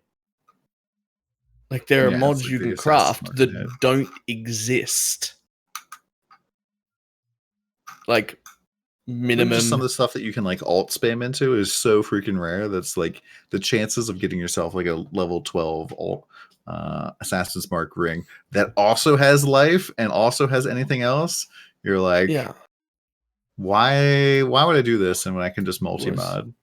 And then you can put minimum endurance charges on, so you don't have to generate them. And then you can put on minus mana, which stacks, by the way, with the temple minus mana rings. Yep, I love that. I got a double one of those double rings. I have another minus cost ring, and I have the minus cost chest for like stuff like lacerate. Just gives you 0 mana cost lacerate. Whew, feels so good. I think it's that makes multi-modding so good. It's that there's stuff you can craft that doesn't exist that you can't roll. And that's kind of like Betrayal fault, right? Yeah. Yeah, because they're unveil only stuff or whatever, so you can't roll them. Have you guys hunted unveils at all this league, by the way? Never again. Oh my ever. gosh. It is so terrible. Not. I think I've probably spent like 12 to maybe 15 exalts, like just chasing down veiled mods, and I don't have all of them. I don't even have close to. I mean, I'm getting close down to all of them, but like even just Vegan alone was like 4 exalts of buying scarabs, buying prophecy, not scarabs, but buying prophecies, and like buying a whole bunch of other stuff. It's like trying to make it happen, and he just refuses to drop weapons. And when he does, he's like, this one has a veiled suffix on it, so get wrecked. Super fun.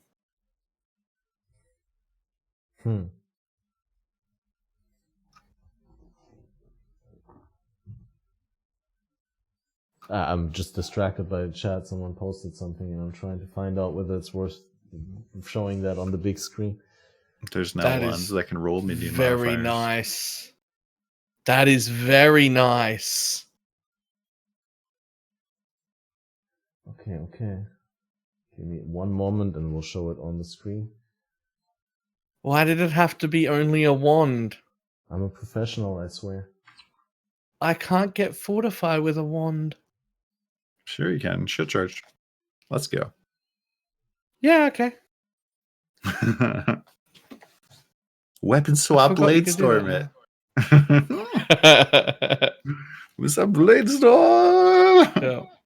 Okay, Well, I was a thinking little bit Herald of hard to Agony. show. Can I have Mhm. I need to the URL Nice. for the picture of the Nice. convoking wand. Nice It is ads. really nice.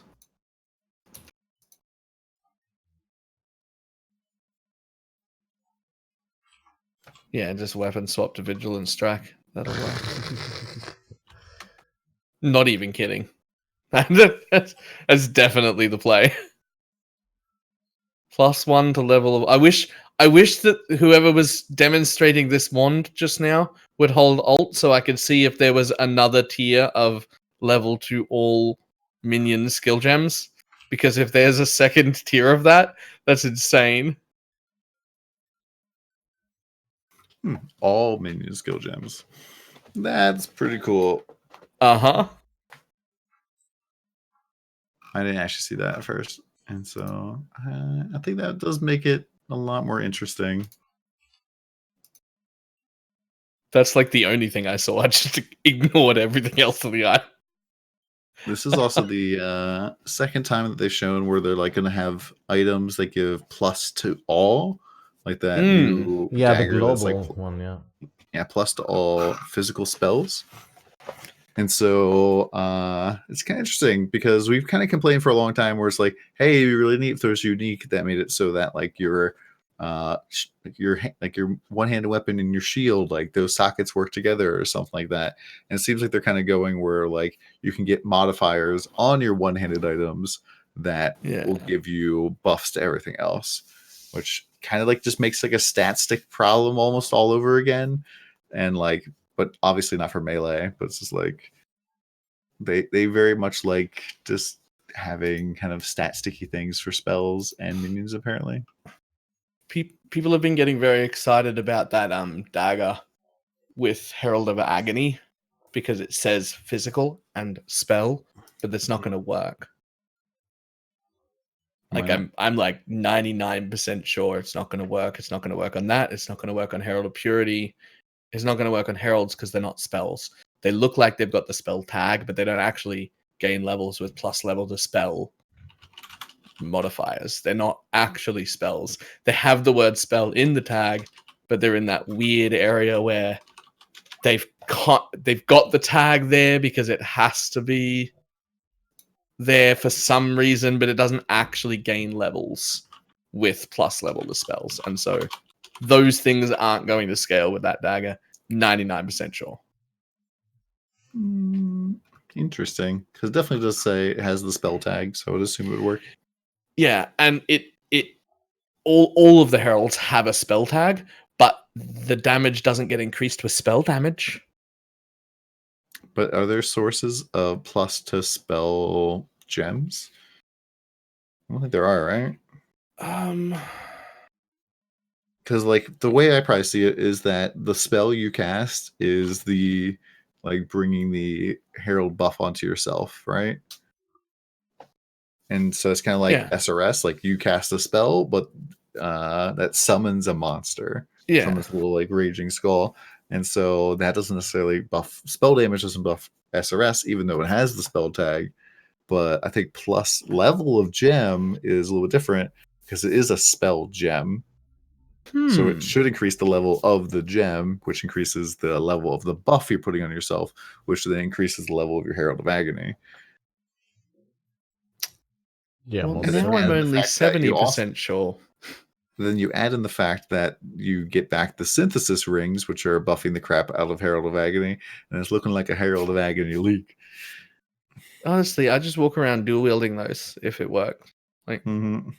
Like I'll give up whatever defense I have to get +6 levels on that. That's disgusting. I'll figure it out. Clip it, clip it, then edit it in when he rips. But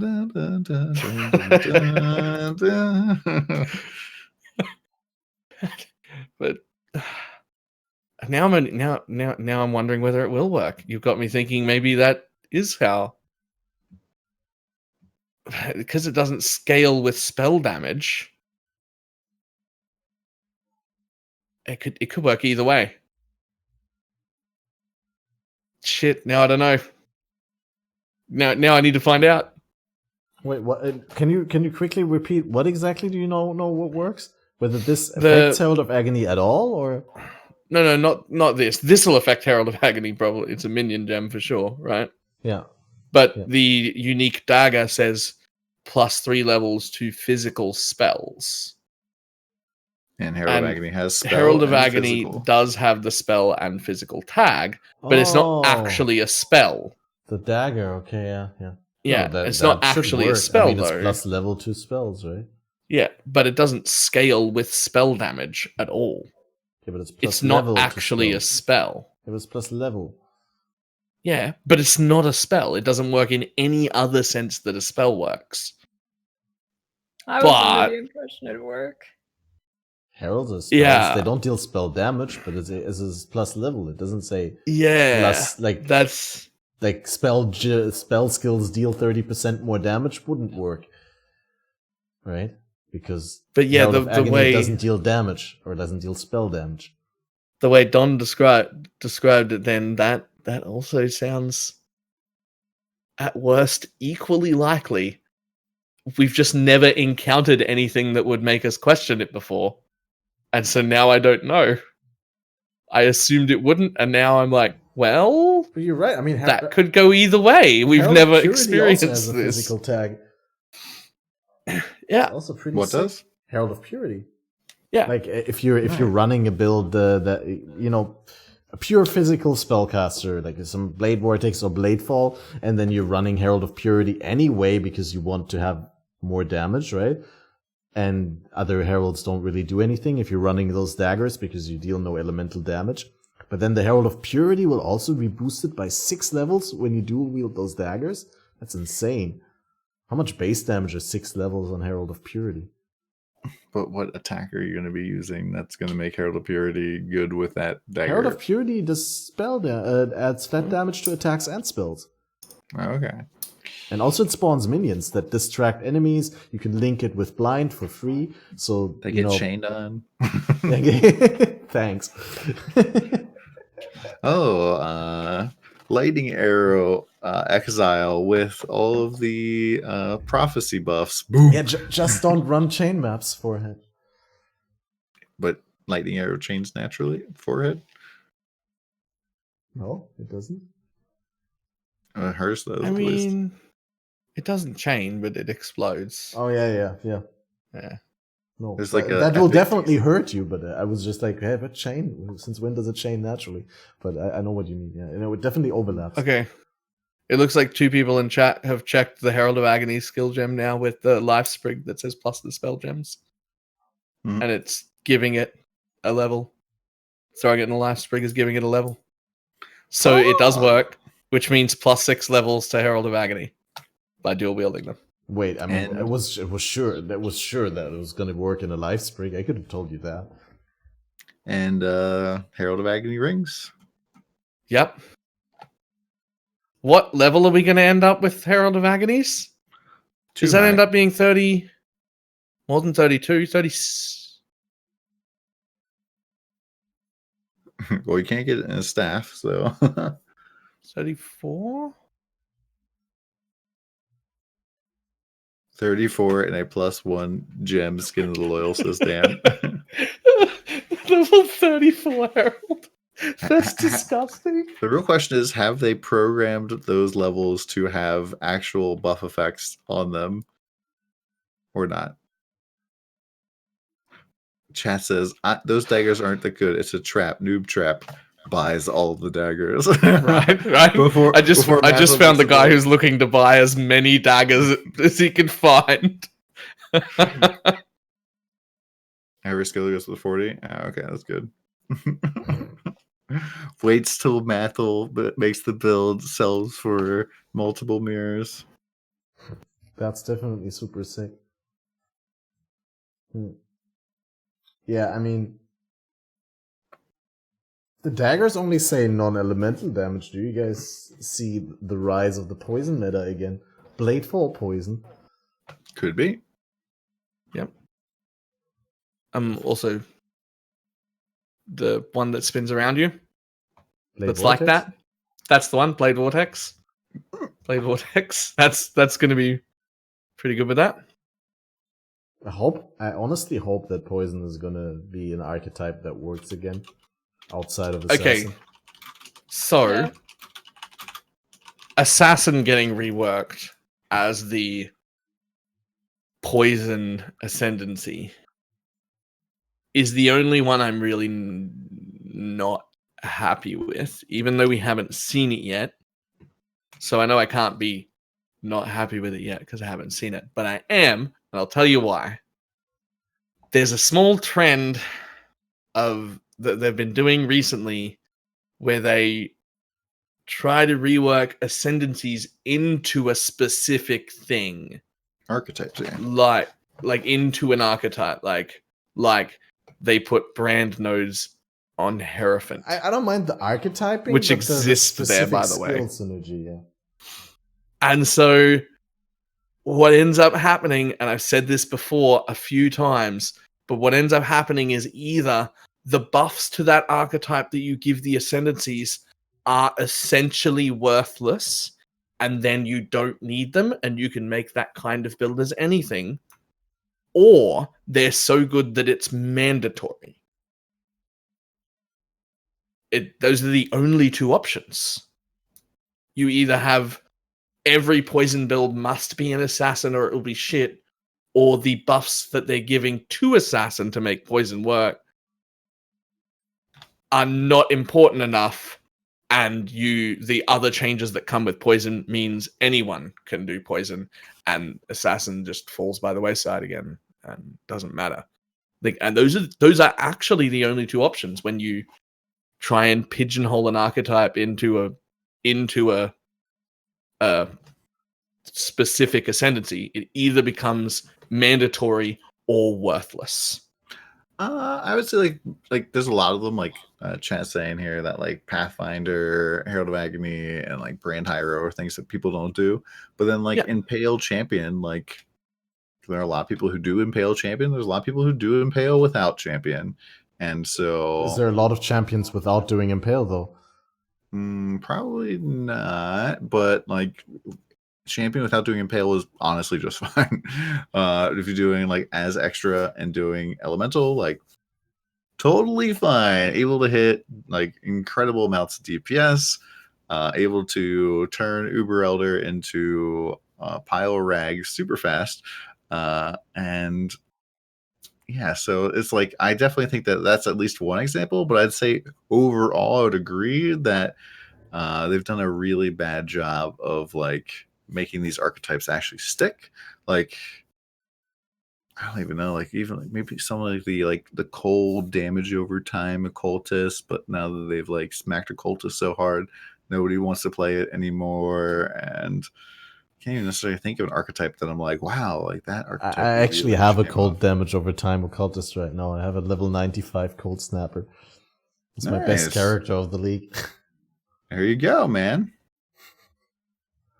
That's why it's so funny because, yeah. I mean, I wish there was still the ES nodes in occultist because then I would have known what to pick for Uberlab. Yeah. Like that, I just picked the Wither nodes because I was like, hey, I'm EB, I don't have any unreserved mana. And I'm kind of vulnerable to chaos damage, so 60% chaos resist are good. Profane Bloom would have been nice, but then I would have had to run a curse, and then again, Ire Explosion's really that. Well, I guess I'm not shattering with cold damage over time, so they would have been good, but I would have had to run a Blasphemy. But yeah, so, but that's, I mean, that's it though. That's it, isn't it? It's just you've got the Hierophant, you've got the Pathfinder thing. And then the only case of it working is you've got Necromancer currently, which is pretty much the only way to make a minion build for most minions. They're just They're the only cases. It's I wouldn't Elements. consider you're right. it working, You're right. though. Champion sort of fits in. People are still using Impale without using Champion. But that's just And because people are Impale is using- so good. Yeah, it's also because like Champion had like they made the archetype and then it was so bad, and then they were like, oh, it's actually making Pale a thing for everyone. Yeah. So I think archetypes, or I think maybe the entire Ascendancy system maybe will get reworked. But right now, it's kind of. Yeah, like I don't mind. I don't mind when they have sort of very loose themes. Like Juggernaut's loose theme is that it's just tanky as fuck, right? Like that's its job. And it's just its whole ascendancy, most of it is about how can I be really, really tanky. Like that's I don't mind when they have that or like a specific theme around that ascendancy. I just don't like it. I'm not liking this trend recently of being specific to exact playstyle archetypes or exact skills in my ascendancies. I just not loving that.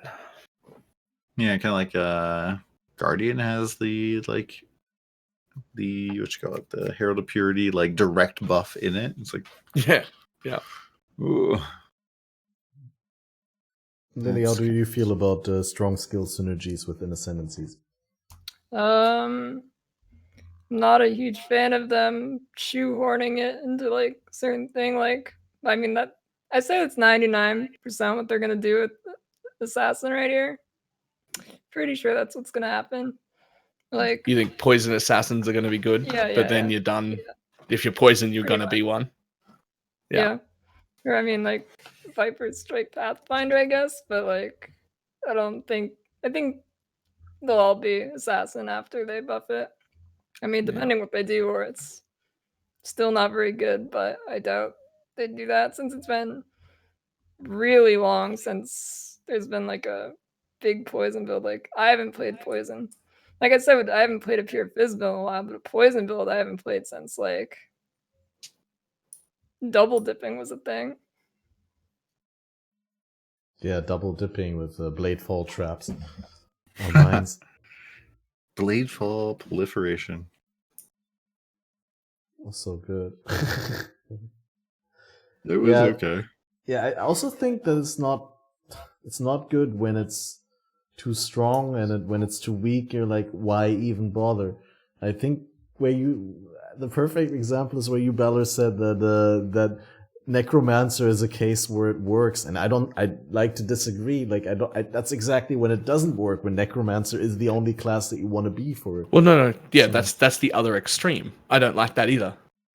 Like that's the other extreme, right? Mm. It either the shoehorn works so well. Shoehorn, is that the word? That's not the word I wanted. Either they shoehorn you into this specific class. That's the way you work that, into that specific one, or it's so worthless that you don't care. And those are the two extremes. You look at Hierophant and Necromancer, and you're like, if you're making a minion build, you're a Necromancer because everyone else is trash. And if you're making a brand build, pretty much no one's using Hierophant because what it gives is worthless. So yeah, they're the two extremes. Yeah.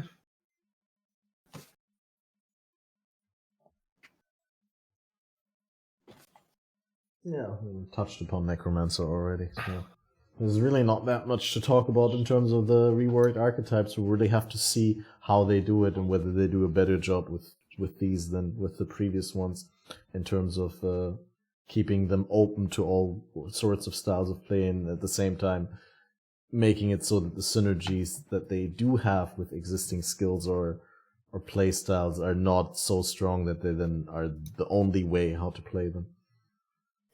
Yeah, I also kind of wonder like how poison will feel. If it'll feel like more like Essence Drain Contagion-y, where like you do this damage over time instantaneously, basically, or if it'll be more like, oh, I poison things, they all die like in 10 seconds, and then I'll have to run back to the loot. You mean like poison works currently, where you slowly ramp it up to insane levels of damage. Yeah, but like, there's nothing worse than being like, okay, this mob is dead, even though it's at 30% HP, but it's not dead yet. So I guess I'll just have to wait until it dies, or like be right back and hear your loot sound go off, and you go, oh my gosh, where was that?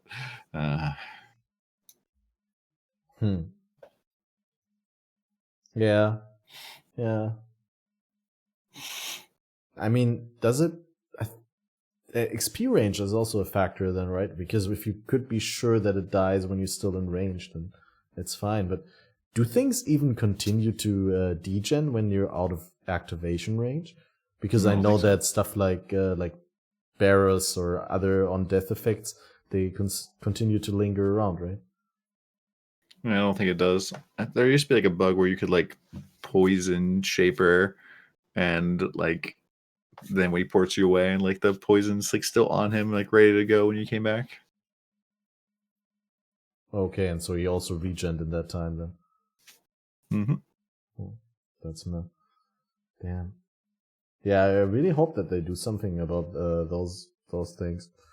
I really hope that 4.0 is going to address these last big obscure things that happen in the game, like, you know, you walk into a boss room after popping a pack of bearers, you walk out and the bearers are still on the ground and you die.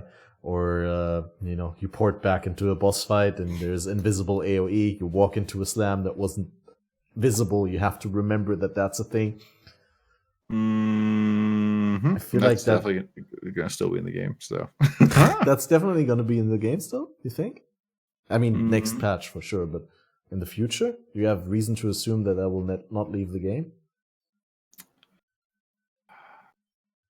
I would assume this is going to be there. Like, pretty much anytime like you leave an instance and you get to like recreate and redraw things, like it's just such a weird bad spot from like a programming standpoint. But I kind maybe of they'll love find it. some solution. Yeah, but don't you think it's like a barrier for new players that's really meaningless? Like it's just some obscure kind of thing that can happen that you need to learn that you can't really anticipate? And has nothing to do with the in-game mechanics, but it's more like mechanics between, you know, you and the But interface. that doesn't solve technological problems. It's like this is more of a tech problem than like oh, this is just how it feels. Like it's just like, okay, so we could create instances of spell effects that continuously repopulate themselves regardless of when you actually appear to see them. However, that would like increase the load of every single effect that does this significantly, creating massive performance issues for people. Or people will just occasionally die to invisible boss effects if you happen to leave the arena. And my favorite rips to see on like GFL compilations of people who like, ooh, I logged in Uber Elder, and then they run back in, they enter the arena, and then they immediately move and die. I love it. I don't want to lose them. Mm-hmm. Oh yeah, that almost happened to me with Uber Elder. Yeah. Earlier this league, I was like, oh, what was that? Because I went in and then like half my health was just gone and there was nothing. I was like, Oh, lovely. yeah, you learn somewhat quickly in hardcore that if you re-enter a boss arena, that you just wait. You just sit there and you're like, oh, this is what the grace period is for. You just sit there until you think spells are gone, and then hopefully they are. Yeah, I mean, I agree that it's a technical challenge, but I always like to compare stuff like that to desync. Like desync was a big technical challenge to overcome, right? But it's just worth it because it this obscure mechanic of having to play around the /OOS macro and having to be aware when you could get out of sync and when it's important to resync and when it's not. And it just added like a layer of difficulty to the game that many people that are not hardcore players are just not interested in learning. Like for me, it was an additional appeal. I think like desync affected everybody. This kind of stuff affects like mathematically very few people. And so, like, I didn't play. I played like a Nemesis League, and I was like, desync sucks so bad. I am sick of playing hardcore, like clearing along, and all of a sudden, like my character's doing weird stuff. The things I'm shooting aren't dying, and then it's like, whoop, you're actually 2 rooms back, surrounded by skeletons and dying. I was like,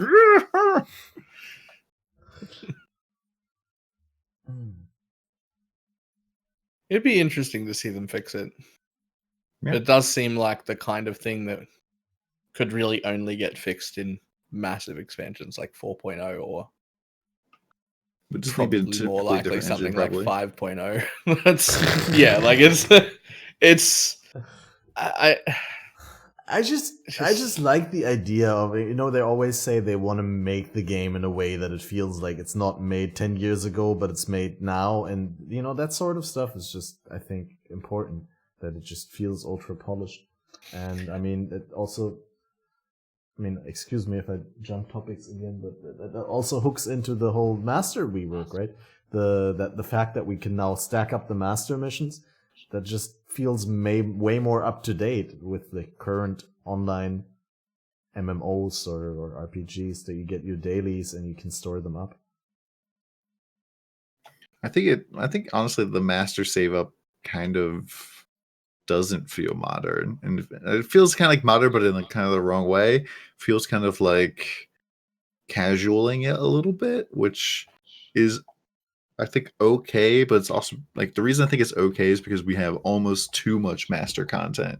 Like a lot of video games have this problem where it's like, where's the content? There's nothing to do, and then Pathofexile is like, oh my god, there's too much to do. I just want to do all day today and nothing else. And Pathofexile says, well, what about this? What about that? What about your temple? What about delving? Don't forget you have beasts. By the way, your syndicate is ready to go. I hope you have items to hillock and transportation. Also, don't forget you need to buy 2 breachstones for your It That Fled and research. Oh, and I'm sure you have something really great to slam for Leo as well. It's just like, I don't want to do any of these right now. Can you like just not show up, please? Just let me like bank them. Today I just am farming Uber Elder. I don't want to do any of these other things. And it's just like, it makes sense, the choices they're making, but I kind of wish that instead of having like the ability to bank these, you just had the ability to be like, okay, I don't want to see any more incursion for the rest of the day, or I don't want to see any more betrayal. And then like you can just tune it down and like tune other things up maybe. But like, I don't necessarily know if like storing the stuff back that you got, because I've already heard people be like, okay, I guess I'm making 12 delve alts this league, where I'm going to rush them to maps, and then I'm going to dual box them through a tier 16, and then they're just going to get that tier 16 delve juice, and then after 2 weeks I'm just going to like cash in all of those delves on all my alts. It's going to be fun. I already made 5 alt accounts for exactly that. This right here, this is the problem. Like, I legitimately made 5 alt accounts since that announcement. And I was like, oh, okay. Well, I guess I'm delving a lot next league. And like, I was just gonna, in the first few days, I'm gonna level all of them into maps, get them into at least a red map as quick as possible, so that they start accumulating red delve missions, and then I will just go about my normal progression for a week or so until I've got a nice powerful character, and then I will go and do 5 or 6 or 7 accounts worth of a week's worth of delve stuff and get a bajillion delve juice, and I will go delving for the next 8 years, and it'll be great. This is, by the way, if anyone's really not loving the tower defense style thing, and you're really like, ooh, I don't know if I'm really going to enjoy tower defense, you don't have to. You can just delve forever now. Just make a bunch of alt accounts. By the way, don't do that unless you're good at leveling. Like, if it takes you 2 or 3 days to get to maps, you're going to toolbox. You can have yeah, 2. but if it takes you, if you're the kind of player where it takes a few days to get to maps, you are going to burn yourself out trying to do that sort of thing. But it's so fast level character if all you're doing is just like running to the next boss, creating a portal for the person. For us, it is. Yeah. But I mean, if you're like in maps, like you're significantly faster than you would ever be in a story, and you're like significantly more powerful. You just pop in, Dominus, one shot, Dominus second phase, boom. This is the real touch of God. Have you seen the face of God? It's me right now. All right, next moving up. You All right, also let's have a go. lot more movement speed on later characters than on early characters, just, naturally, because the higher movement speed items just need levels. Yeah, and so it's just like it's so fast, and then you can use Soulfight to boost that character up in the delve. You just kind of like follow yourself, and easy peasy. You'll still have to level to Act 4 in order to have access to Delve. No, you won't. I mean, I guess in terms of like actually like the bottom of the delve, but now your Soulfight's also shared across all your characters. So like you can. But that doesn't help if you make alt. Yeah, counts. that's what I thought we were talking about on another. But your main account can use the Soulfight on his mine to. Oh, okay, to open up delves for the other one. Yeah. Glory brain strats. So okay, outside of the people like me who ruin it for everyone, who's going to abuse that system for sure and have alt accounts, for the vast majority of people who I would normally refer to as casuals, the system is fantastic. Wow. And I think it's worth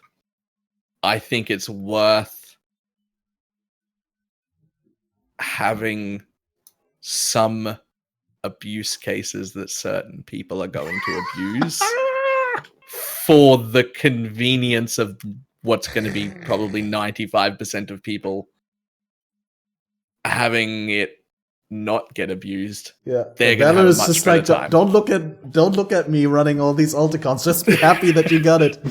Just be happy. Don't complain about what I'm doing. I'm already getting my paragraph message ready for your chat. BALORMAGE is ruining the game by spamming delve. How dare he ruin the hardcore economy by creating so many alt accounts? I can already imagine the Reddit posts. It totally affects all of our gameplay and fun that we're having directly. Okay, so here's the other thing, and this I can't have part, fun anymore, Baylor, because what are you doing? Here's the other thing, and this part I didn't think of until I was watching Bayclast yesterday. And they mentioned it, and then I was like, oh shit, that's a thing too. It's not just alt accounts. It's also any of your friends who have quit the league, or if you're a streamer, any of your viewers who have quit the league.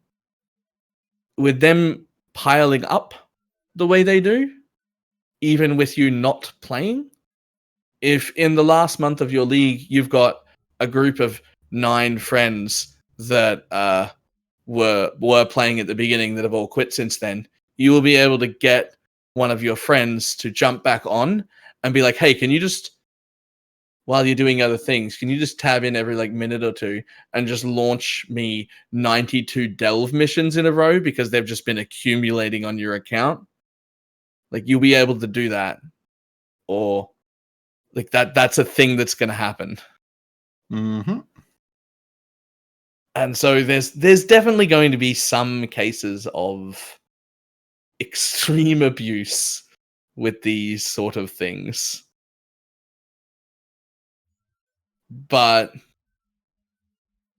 if I had a solution for it, I would like a solution for it, but I don't have one at all. And I think it's worth letting those things happen for the convenience of most Can't people. share Soulfight with friends anymore. Only the map owner. There you go. Bada bing, bada boom. Fucking fixed. No more rotations. No more. Oh my god, I love that. Yeah, exactly. Rotations are That's so good. fucking fantastic. Can we do that, please? There you go. I'm Easy peasy. gonna put that on my to-do list. I'm gonna email them and be like, excuse me, you need to do this. They're not gonna listen to me, but I'm gonna do it. like that's so great because I hate sulfite rotors. They're the worst. Yep. I refuse to do them. He doesn't even check his to-do list. Wow. Lily, did you do Step one sulfite on to-do rotations? list. Check to-do list. Lily, did you do sulfite rotations for your deep delving project? No. It's all I don't self-farmed, think, ethical. even if I wanted to do them, I don't think I could find any. Unless like I knew people already, but nobody's playing. By the time I started really going down, like it's pretty quiet and everybody like that was playing that I knew not playing anymore. And like as yeah, I never saw anything about Rotas in Global or in 840 or anything. So I don't think if I wanted them I could have got them. Okay. Yeah, no, I saw this statistic recently, or like this. Someone was looking how many active traders are there per league, and they found like 9 or 10 active traders in hardcore. Wow. Where's that post? I don't know where it was. But I thought That's hardcore really not economy shocking. was so much better than softcore. People are always telling me, I play hardcore for the economy. It Well, is. it's ultimately a lot smaller, and so when it dies down, even if it dies down in the same way and just to 10% of the population of the beginning of the league, that's a lot more painful in hardcore because there was only like 100 people to begin with. Yeah. I guess it just makes people like feel like better trade tycoons because they're like, oh, I'm the only person selling essences right now. I'm killing it, man. Here's the thing, that there's been a lot of times in hardcore leagues where I've played all the way up to like the last ever league, right? Mhm. And during the last 2 or 3 weeks, very, very often, there's a few people that we all know and that I can actively name, and then about 4 or 5 other people that I also know because they exist but aren't like community members. There's like me, Pause, Ziz, and Dan that I do 80% of my trading with. That group is 80% of the trades that I make in the last 2 weeks of the league. So Because they're the only people up with good items that I want. So imagine if Dan like decided to skip next league, and Paul's is like, you know what? I'm like, and Ziz is like, you know what? I really enjoyed the like classic WoW push. I'm gonna play that a lot more this league. So Like this is a lot usually of your only in the trades last is like 2 gone. weeks. But yes. Like during the early league, there's a lot more people playing. There's enough to trade with. The smaller economy is better. I like it a lot more. But during the last like 2 weeks, yeah, it is literally like it's me and those 3 other people as people we know, and there's 3 or 4 other people that I have on my friends list who aren't like community members or people, whatever, but they're also very regularly playing. So there ends up being like a total of between like 7 to 10 ish people for the last 2 weeks on hardcore that have enough items on that you will see them regularly. Like it's pretty small in the last. I have quite often bought things that were not for sale by messaging people I knew had lots of tabs full of shit and asking them if they had the thing I wanted just not listed somewhere, and then bought those things. Like that's happened. Like, how specific is a request like that in I kind general? of feel like this is like just like a whole great example of like just bad, and that like as a new player trying to get into hardcore, you're like, I guess I need to learn people. I need to like get to know people, and that like makes it so much more difficult than like actually being able to trade. I think the whole trade situation is like really very anti new player, very anti like actual having interactions, and it's just Like, I don't know if Dan in chat is memeing here or not, but it actually feels really good. The sort of trade interactions I have in the last few weeks of hardcore are actual good trade interactions with other players that actually feels good. That is like unironic player interaction in my trade actually is fun in those instances. Yeah, but Like it's legitimately a thing. I mean, for me, that's just not why I like playing Pathofexile. I don't like doing all the like trade interaction stuff. Like I like pretty much hire somebody to like sell stuff, to buy stuff for me sometimes, because I'm just like, I just don't want to be like messaging people. I don't want to be like having this like kind of like downtime in my mind where I'm just like moving stuff around. And like, to me, Path of Exile is pretty much always a solo game in a lot of ways, and trade just kind of a way to help smooth out a lot of the rough spots. And having to like, to me, like the way you describe the trading like is suffering, where it's like, oh, there's literally nothing for sale. All right, now I have to like PM people and be like pestering them, like, hey, do you have any of this stuff in your like tabs? If somebody's PMing me that, like, I'd be like, dude, like I don't even look at my dump tabs until it's completely full, so I couldn't tell you. Like, no. I have jumped into parties with Ruz and Paws and that group that was still playing. I've jumped into their party and said, I'm making a new character. I'm doing this. Do you have any quality gems? And they've all stopped to look through their quality gem tabs for stuff that would be relevant for me, and then sold them to me. And they were never on the market to begin with. Like that has happened more than once. You feel like they do that because they like you, or they would do that for anyone? My next character, like doing the stupid Harbinger really deep delve thing, but I need an Elder Astral, but all the ones that are for sale are like eye level 70 or something, but I need at least 84. I've got one if you want it. Well, so I was gonna say, I sold an 86. See? I sold an 86, an eye level 86 one to Steel a bit earlier. So now I have to go ask him for his old one that he upgraded to mine, where I can buy yours. But like I've been waiting for like 2 days now. When you're DMing people on Discord or Twitter in order to like buy items off of them, this is getting close to like the calling people at their house to buy their legacy item, like shenanigans. Nah, because these are people we know, right? Yeah. Like, if you regularly play hardcore, to be fair, I am like, it really is only the last like few weeks that this happens, right? Like it's the first Taylor, like month or two for a is second, good. you're like, all right, I'm done playing Path of Exile for the league. I'm gonna be playing Last Epoch or whatever else you want to be playing, and somebody's like, hey, Baylor, I know it's probably 4 a.m. where you are right now. However, I was watching your VOD and I saw that like in your last day of Path of Exile, you dropped X. Could you get on and sell it to me real quick? My reply would be no problem. And I would log in and do it, and I would sell it to them. And I would feel good about it, and they would feel good about it. And that would be a great and meaningful trade interaction without any memes at all. Like, that would legitimately be a good trade interaction that I would be happy about. I feel the best trades are honestly when like both players feel like they've gained something. And I think that's what's so good about these end of league hardcore trades, is like that they're so rare that every trade that you get is giving you something that you desperately want and been waiting for, regardless of whether it's currency because you're the seller or, you know, an item because you're the buyer.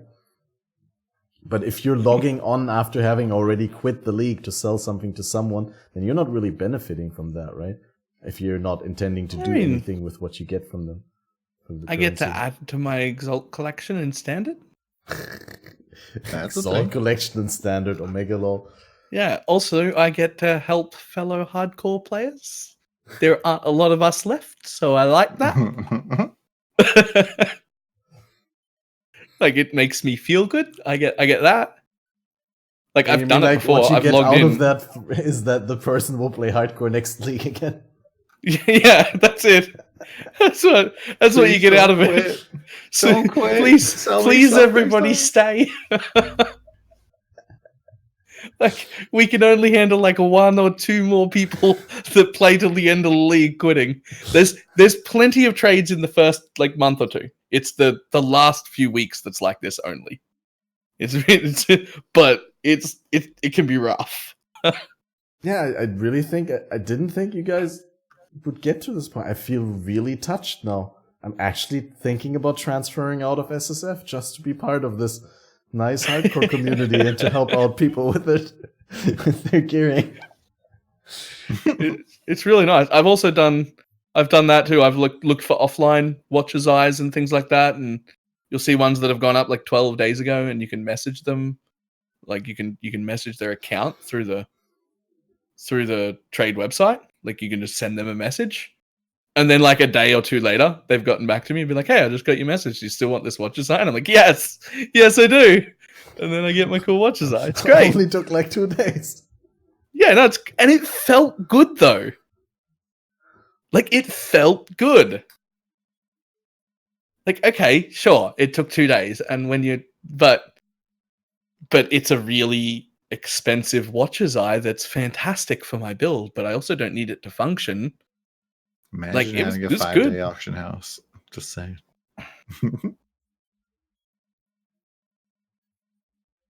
That's a whole different podcast. Yeah, no, we're not getting into that. That'd be horrible. Well, yeah, no, trade is definitely. That's basically what's been keeping me from playing trade leagues. Honestly, is just like the feeling. I mean, you don't need to trade. You can play SSF in a standard, like in a trade league. But then why am I in the trade league? Like I always feel like I'm lagging behind the people who actually spend time trading. Like because technically the best thing you can do in the game is sit in your hideout and trade all day, in terms of currency generation, or at least one of the best things. I mean, if everyone does that, it doesn't work. But yeah, so yeah, but that's the same as like, the best thing if you're MFing and speed running maps, the quicker you go, the more loot you turn off. And the more loot you turn off, the more money you make. But if everyone does it, if everyone turns off all of the loot, I don't know how long that holds for. then we get the crazy alteration prices we had. Yeah, then like someone has to be picking up the loot for me to buy while I run my super efficient build that only picks up currency.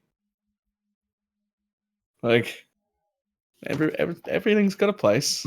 That's when you hire people to come in the map behind you and pick up all the other stuff that's on their filter.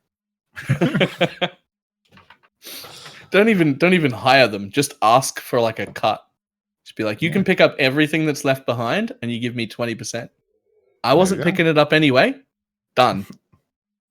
I mean, isn't that what Steel kind of did when he was like pushing his like super fast to 100? Yeah. He was like, I ain't looting anything. You boys pick this up. He paid 3 people, I think it was, 50x each to loot all of his stuff all day. And they still made bank. They made so much money out of that. They made money paying people 50x a slot to just pick up loot for them. And they still made money. Stupid 5-ways. Oh man. Yeah, I still, I mean, since I was in SSF all league, I didn't try any of the 5-ways, but I'm gonna, with the last character, I'm probably gonna do all the emblems that I farmed. And yeah, that's gonna be interesting to see how far I can get without Headhunter. That's probably not gonna be very spectacular to see, but I don't know. And then next league, endless master missions. You say everyone's gonna just play their favorite master mission all league. Yep.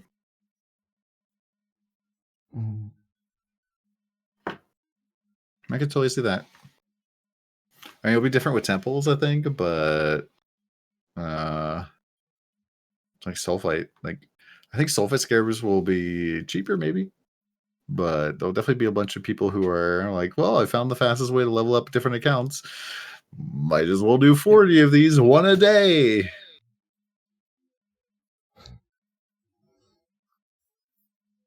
Yeah. I'm looking forward to that. I mean, I mean, worst case scenario, it's really like we said, and it becomes a delving shitfest, and then we'll just have basically pick your own league for an entire league, and then afterwards they're gonna fix it again. I wonder if they've actually thought about people like abusing that, or if they just completely like overlooked it. Yeah, exactly. I'm really curious because generally they like to think about things, but with such a complex game, there's always something that could easily be overlooked. I remember this weird skeleton spawning thing where you could generate infinite XP. Or what that was. I don't know, like some weird stuff. Yeah. Well, is there anything you guys want to still touch upon? I think we're a little bit above the time, and I don't want to, keep you here above average. And I feel we touched upon a lot of interesting points on the blight mechanic itself, on the archetypes, and the hopefully infinite master missions next league. Bottled Faith farming? What's Bottled Faith again? Isn't that the Synthesis flask? It's pretty Yeah, bog. Cortex Flask. Oh It's yeah, really good, exactly. It's the thing that people made like multiple mirrors by buying them all up and then selling them on standard when they were like, oh, it's It's not going core. Oh yeah. yeah. Right. But it'll be interesting seeing Zana. Oh, Zana gave me a Cortex. Oh, it's triple Fizz is extra, turbo frenzy charge. Dan, you want to try this one? Wait, but isn't there some items that you could get from the boss encounters that you needed the synthesizer for? Isn't there like unique rings that you needed to synthesize or something like that? Yeah, And it'll the be interesting how they fractured drop. I think they'll drop differently, I assume. Okay. Because like you pretty much had to synthesize the ring in order to make it the good version of itself. So I think it might drop like unfractured basically. It already drops as a finished product because next week we won't have any access to the synthesizer.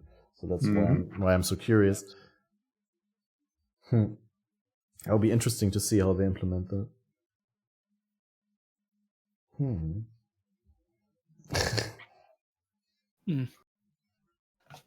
I mean, I don't think we touched on any of the support gems that were put in for minions, but there's also, I don't really have anything to say about them until I try them. It's just like, they're interesting, and I hope that they work the way they're advertised, but without playing them, it's pretty much the definitely gonna same do. as with the new minion support gems for the behavior, right?